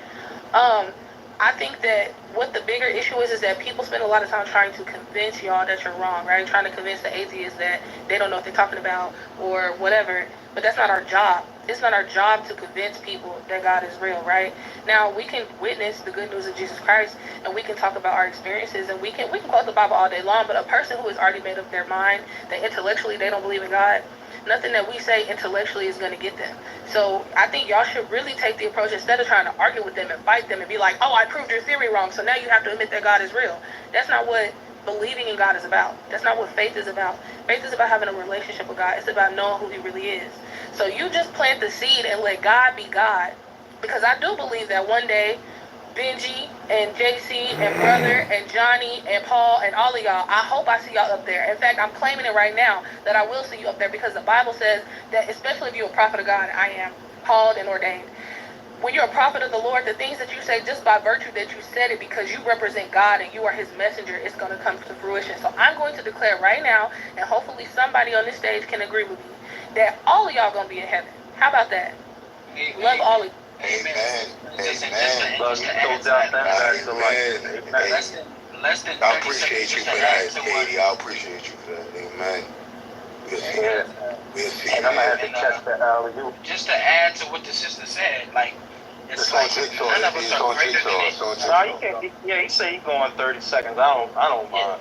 No, I was just gonna say real quick that God, he said Christ had to die for us when we all was in our sins. So like a non-believer, a sinner, like that's who Christ came for. So that's the message of the gospel, that the sinner should be saved. And to keep it 10 toes down to earth or back up and make that a slam dunk point across the board, we know that a relationship between a believer and a non-believer, if match is made, it can even be sanctified through that believer. That's New Testament jurisdiction that says that. So anybody that rock with both sides of the story, y'all know what I'm talking about. Y'all are initiates. So think about it. An atheist and a believer together, a relationship can be sanctified through the believer. I witnessed this through my grandfather, who was an atheist, and my grandmother, who was a church-going woman, had a new church hat for every Sunday, and a school teacher, so she didn't play.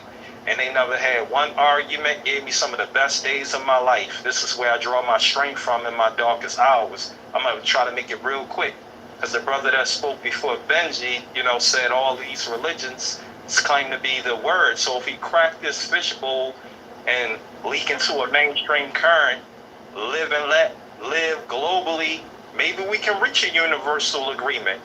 This question was really for my brother. And I only call my brother, I would call my brother son if he shine like one, but I don't think so right now. Is he available for only 2 questions? But I ain't gonna take up too much time. I only had 2 questions. Listen, you dumbass niggas, there is no God but man. Okay, KK. Well, that would bear witness that it is a God. That's it. Can you manifest without man? No, the son. This was for son. That's why I was playing around with it. I call my brother only son, call my brother son, but he don't shine like. Yeah. So the universal agreement, like you said, we call it a universe. Can one believe in the sun and a rainbow? Are the sun and rainbow real? Is a rainbow real? Is there light refraction coming through water molecules? Yeah. Yeah, sun and a rainbow, are they real? Yeah, so if there were no animals to see it, would it still exist? It would be perceived differently by different animals already. So we know it exists. It's just perceived of differently by different creatures with minds. Okay, check. And how would you show and prove that to a blind man? I don't know. I appreciate your honesty. One more question, like I said, I only have 2. Why do you call it one verse? Why do I call it one verse? The universe? Yeah, you and I verse. Why do you call it one verse? Because I believe God has vocal cords, and He's into creation. You know what I mean? Hallelujah! Hallelujah! Hallelujah! Hallelujah! Hallelujah! Well, we art through arts, and we all know from the divine poets that wrote it. Wait, do y'all know what that song is from? Do y'all know what that song is from? No. Okay. Speak on it. It's from Handel's Messiah. Y'all should go check it out for my people who are Christians. Just cause I know it's old music, it's old dead white guys, but if you look into some of these older composers and the way that they compose music and the way that they dedicated their life to God through it, I think you will really get something out of it. That's it. Also, real quick before y'all continue, moderators, are y'all available to do the timer and all of that? Cause I gotta bounce. CB. Hallelujah. Hallelujah. You okay? I got you. Okay, great. Bye, y'all. Bye. Love and life, princess.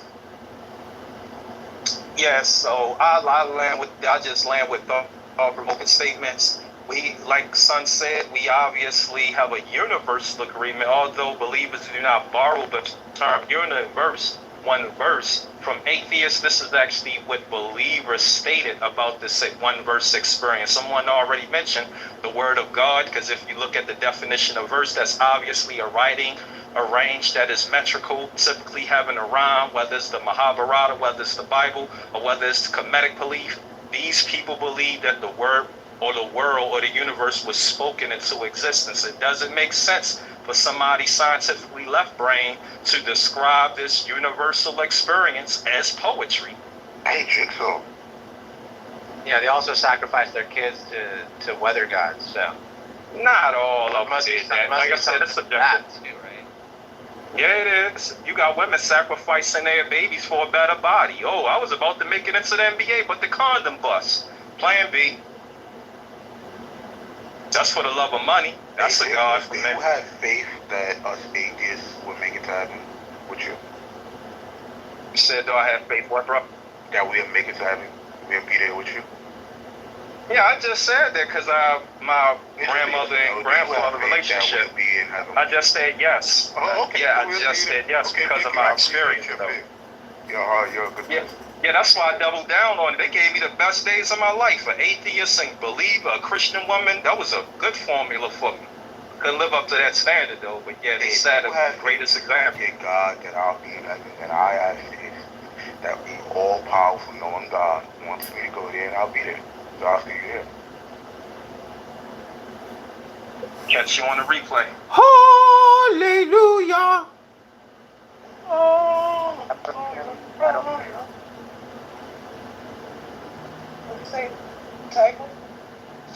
I said that I personally don't agree with that. You know, everybody's different. They ask that question, but I always tell them that, you know, God gave you free will. So instead of asking, like, does God want you to be in heaven? It's like he gave you free will. Do you want to be in heaven? That's how you can better get your answer. You know, it's like if somebody tells you, like, Warren Buffett is like, look, D, this is $1 million. You can do what you want. I'm giving you free will.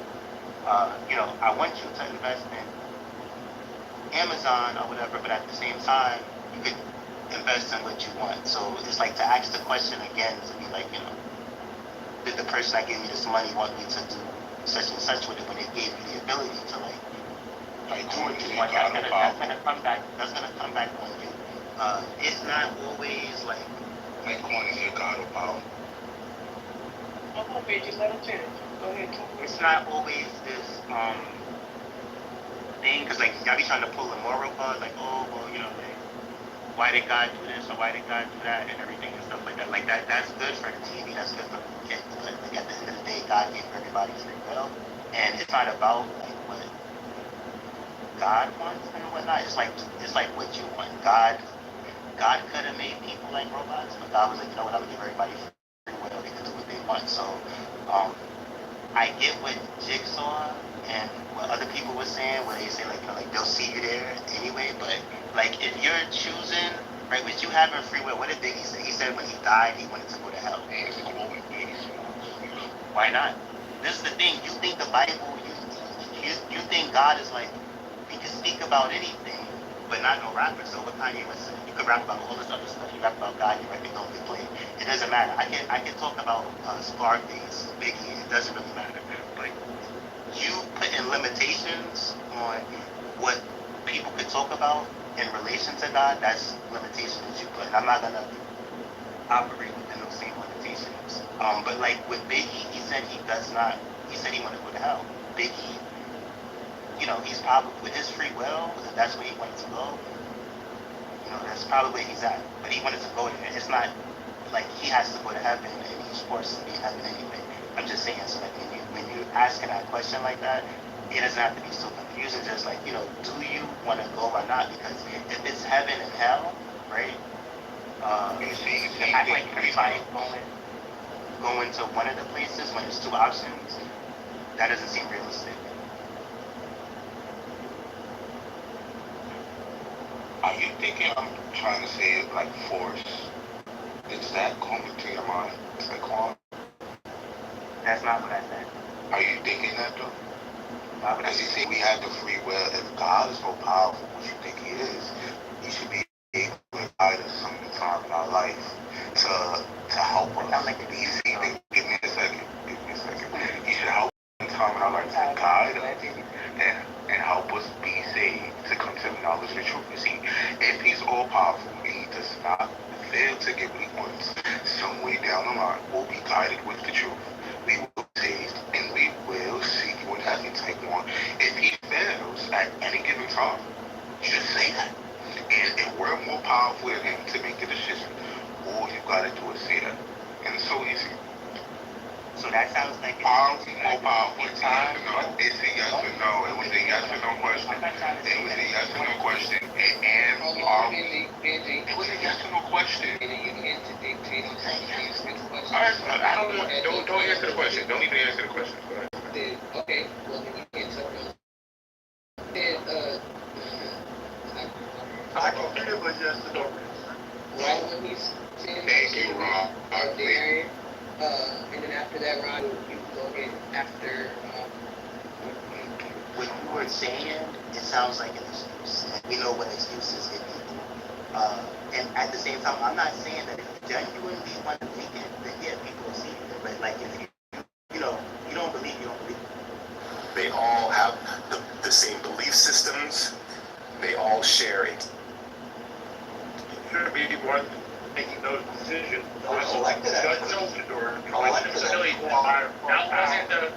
That wasn't the issue. The issue was the SEC was bringing people into an administrative court using administrative law, accusing them of committing the federal crime of fraud, which has a code number. The Supreme Court said, no. You can't accuse somebody of fraud, not give them a lawyer, go through the administrative law process and convict them. You have fundamentally robbed people, the court said, of due process. You don't think it was the only place? No, I don't. The only place to adjudicate crimes is the court system. It's not the administrative law system. It's never, ever meant to handle actual federal crimes. It was meant to handle rules and things that may have affected people's lives. Didn't cross about that. I agree with you. Think about crime. Doesn't start to affect rate, like. I mean, only if the regulatory partners, only if the other regulators are accusing specific people of actual crimes in the Federal Register and not giving them due process. Otherwise, the system is probably just fine. And there doesn't need to be a change. Regulators can make up the regulations, but they need to be turned into law by Congress as opposed to just creating regulations, stopping regulations. I think this is, it's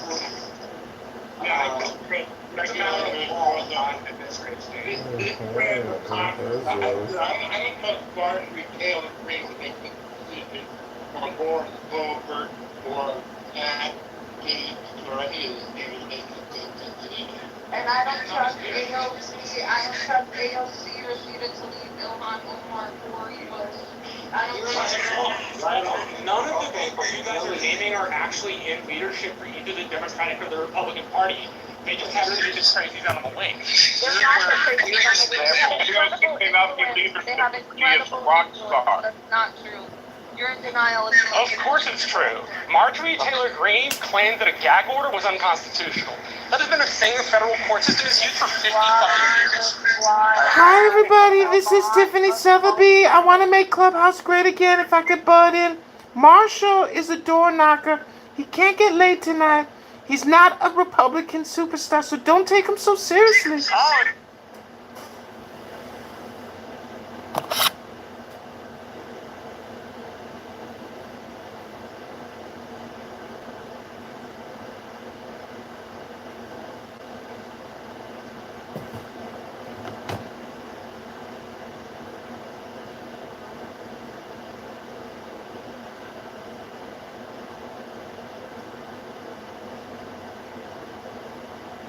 The second set of 10 commandments because Moses went back up the mountain to get a new set.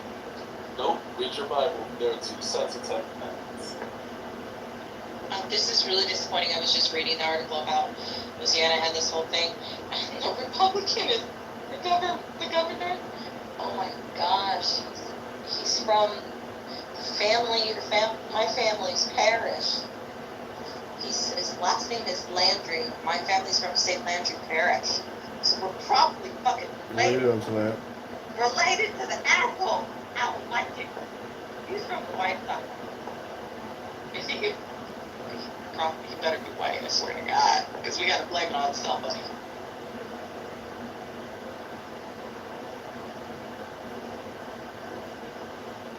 Damn, you were talking about ancient Jews, the whites are catching strays.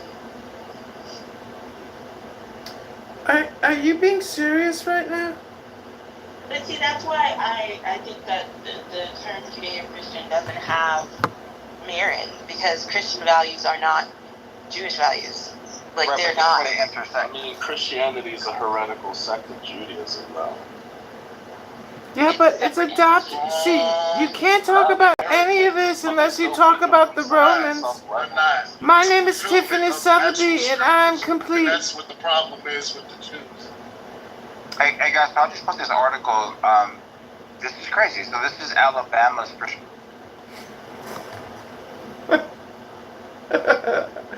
People just want to talk. They don't care if somebody else is even talking.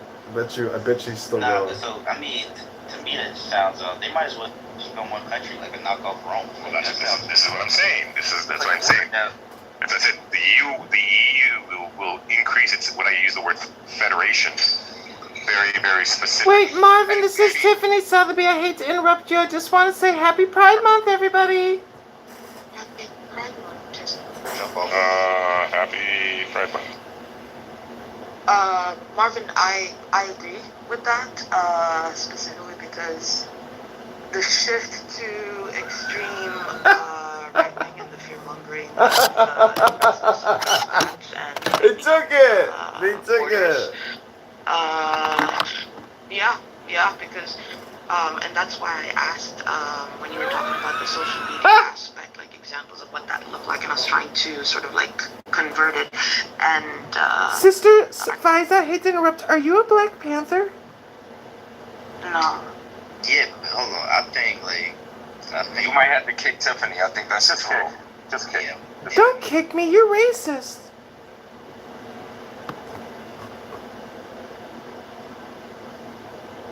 We're talking about somebody else. Hi, everybody. Happy Saturday. It's me, Tiffany Sotheby, the #1 clown house superstar. Hi, everybody. Yo, Royal, you know he tried my room once and he was like, potatoes. Hi, Kazi. Kazi got torn apart in this other room and he got destroyed. Hi, Kazi. I'm eating ice cream right now. Pistachio or chocolate or rainbow flavor? Ice cream. I'm eating Takis right now. Takis. Is it creamy? Have you had LGBTQ ice cream? It's delicious. I haven't. Can you introduce it to me? Have you had CRT ice cream yet? Or BLM flavor?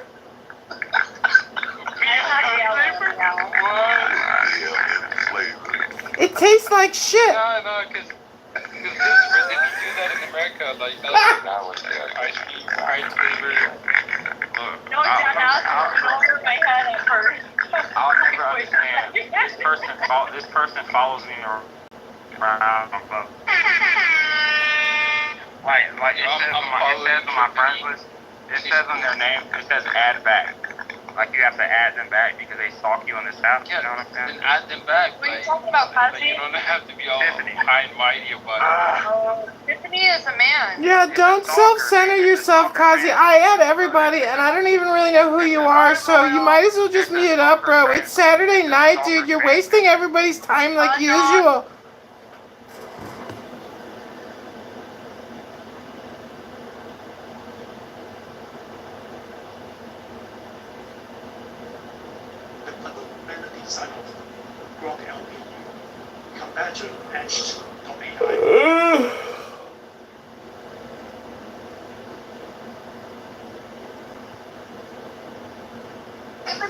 What if them lashes? 30 pics, 3D strip. Bitch. Talking about you bitch as if you punks just be buying shit. You had on some 30mm. How you gonna have on some 30mm lashes and not do no eyebrows? Bitch, please go to hell. And like I said, I just like the bitches y'all emulate. So y'all saying Asian doll wear goggles? Are y'all saying the Claremont twins wear goggles? I can keep going. Cause those are the bitches that y'all emulate. I can keep going, bitch. Are y'all saying Nicki Minaj wear goggles? Hello? Are you saying the expensive shades that I have on? The same ones that the bitches that the Queen Bee, Beyonce? I can keep going. Who else? Do you? Hey, the cunt,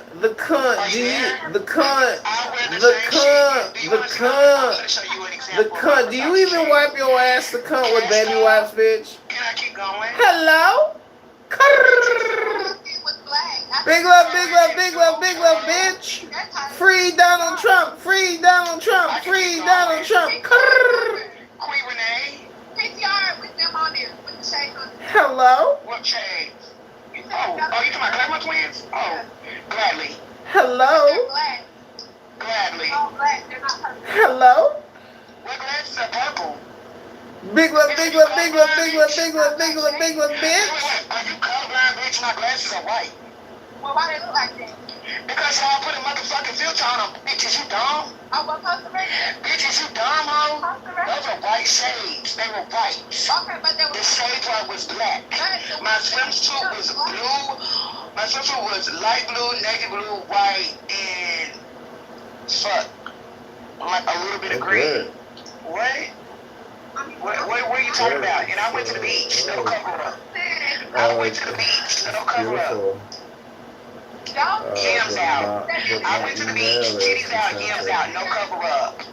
With glasses and a 36-inch wig. And a 36-inch. You talking about raggedy? Hold on. You saying raggedy? Bitch, but those, let me tell you something. Those shades cost more than that little swimsuit you had on, bitch. That little $5 swimsuit. Let's talk about it. The bitches y'all emulate, the bitches you punks emulate, wear the same shades that I wear. Get a fucking life, bitch. It's Saturday night, bitch. Bitch, it's Saturday night. Get a fucking life, bitch. You said you got it from the Claremont twins. Get a fucking life, you fatty. Vote Trump and go to the gym, fatty. Vote Trump and go to the gym, fatty. Hello? The only one that I know they said is the clear and black. Hello? Hello? Vote Trump, and go to the gym. Vote Trump, and go to the gym, fatty. Vote Trump, and go to the gym. Hello? Hello? Hello? Hello? Hello? Hello? Hello? Hello? Hello? Vote Trump and go to the gym, fatty. Vote Trump and go to the gym, fatty. Vote Trump and go to the gym, fatty. Hello? Hello? Hello? Hello? Let's go.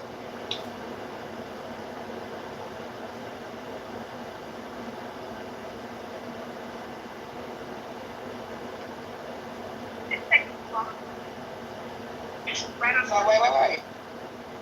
So are these glasses not bigger than mine? No, I said the glasses. No, I don't have to show you the exact same glasses I got, bitch. Oh my God, here we go again, bitch. Here we go again. I'm getting out of here. My work here is complete. My work's here complete. Vote Trump and go to the gym, fatty. Them go bankrupt 3 times already. And then making the same mistakes over and over and over again. And then, the thing around Boston is, I want to be Cindy Stumpo. Well, they're 35, 37. They've had 6, 7 of the best years in real estate. They don't know what it's like to taste your own blood. So until you taste your own blood out here, you don't know how to pivot and move. Cindy. And that's part of the game. This is Miki. I hate to interrupt, but can you expound on your philosophy of self-financing and cash? Because I think a lot of people want to get into real estate. They definitely get over-leveraged. They don't understand how that works. So you do that so well with your breakdown, even at your levels, because that makes... I want to hear some amazing xylophone. It's like all xylophone jazz. It's from America. from about 50 years ago. Yes. It's truly amazing. It's truly amazing. Absolutely. Yeah. Tiffany Sotheby. Something about a topic that was up. This is Richard. I haven't spoken in a while. Talking about people about this age thing. Biden and Trump. If you look at the history of the leadership of the presidency, for the most part, Americans have elected guys that were over 50 years old. There are a few exceptions. John F. Kennedy, I think, was only 46 when he was elected. And maybe we'll have another young president one of these days. I don't know. But for the most part, Americans want seasoned people in office, people who have spent a couple decades serving their country, or by whatever they've done, proving themselves from the past. Certainly, these two, as in their 80s now, or whatever, they're approaching their 80s. These two have track records, and they're getting up there in age.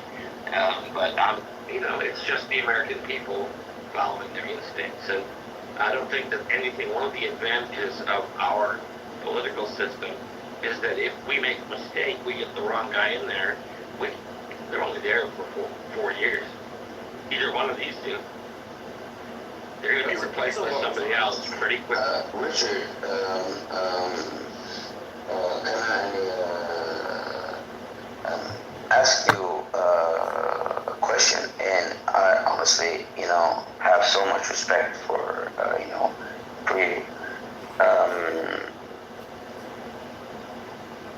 I've watched debate twice, and then I watched the commentary from the Republican side and from the Democratic side at the same time. And there was a concern.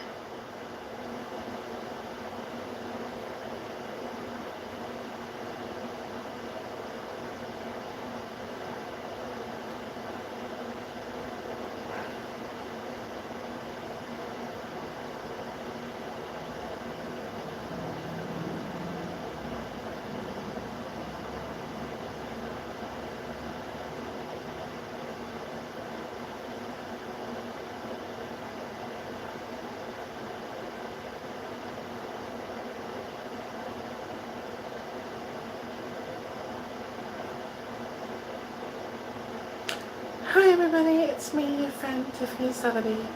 Happy Pride. Happy Pride. Happy Pride. Happy Pride. Happy Pride.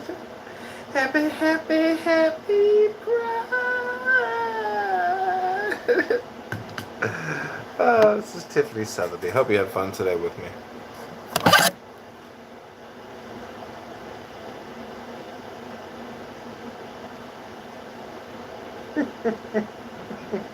Tiffany Sotheby. The John Hancock.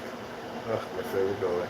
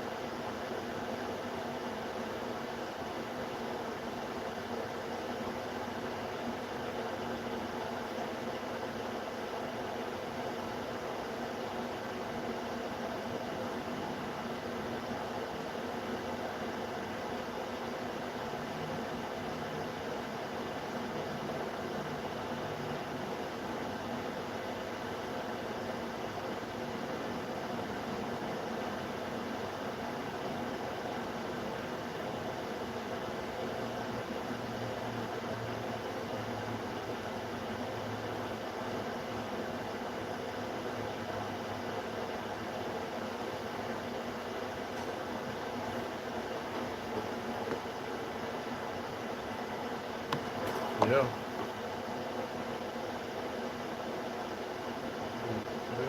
What's going on?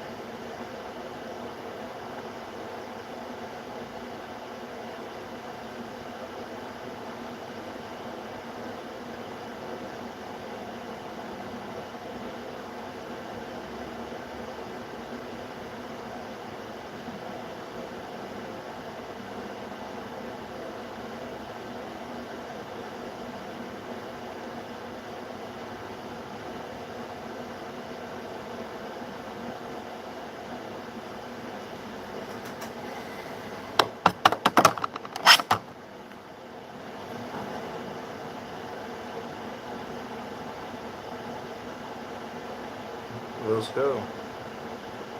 Let's go.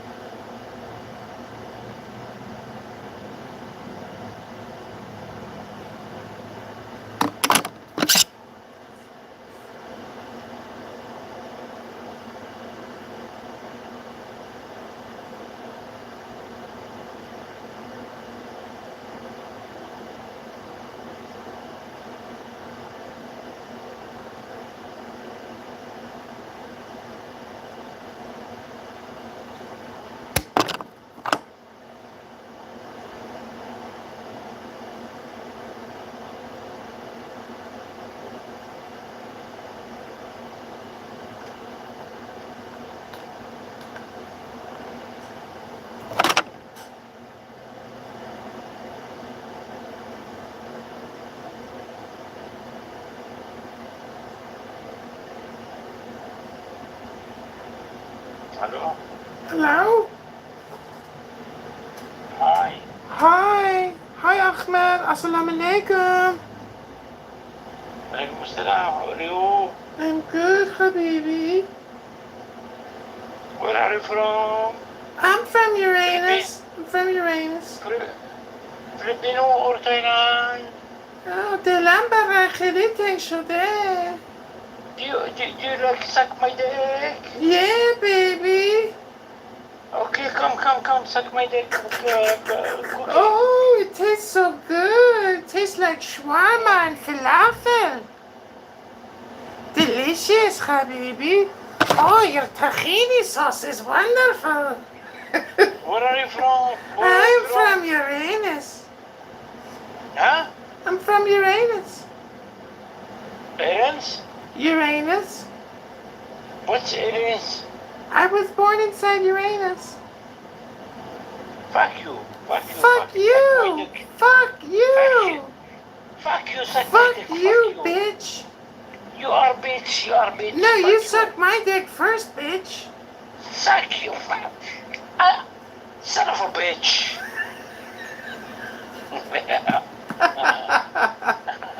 Oh, Habibi, you're so romantic. Good morning. Oh, Habibi, you know how to talk to a woman. You're such a romantic. Relax. Oh, Habibi. Oh, Habibi. Can I get a... Can I get a...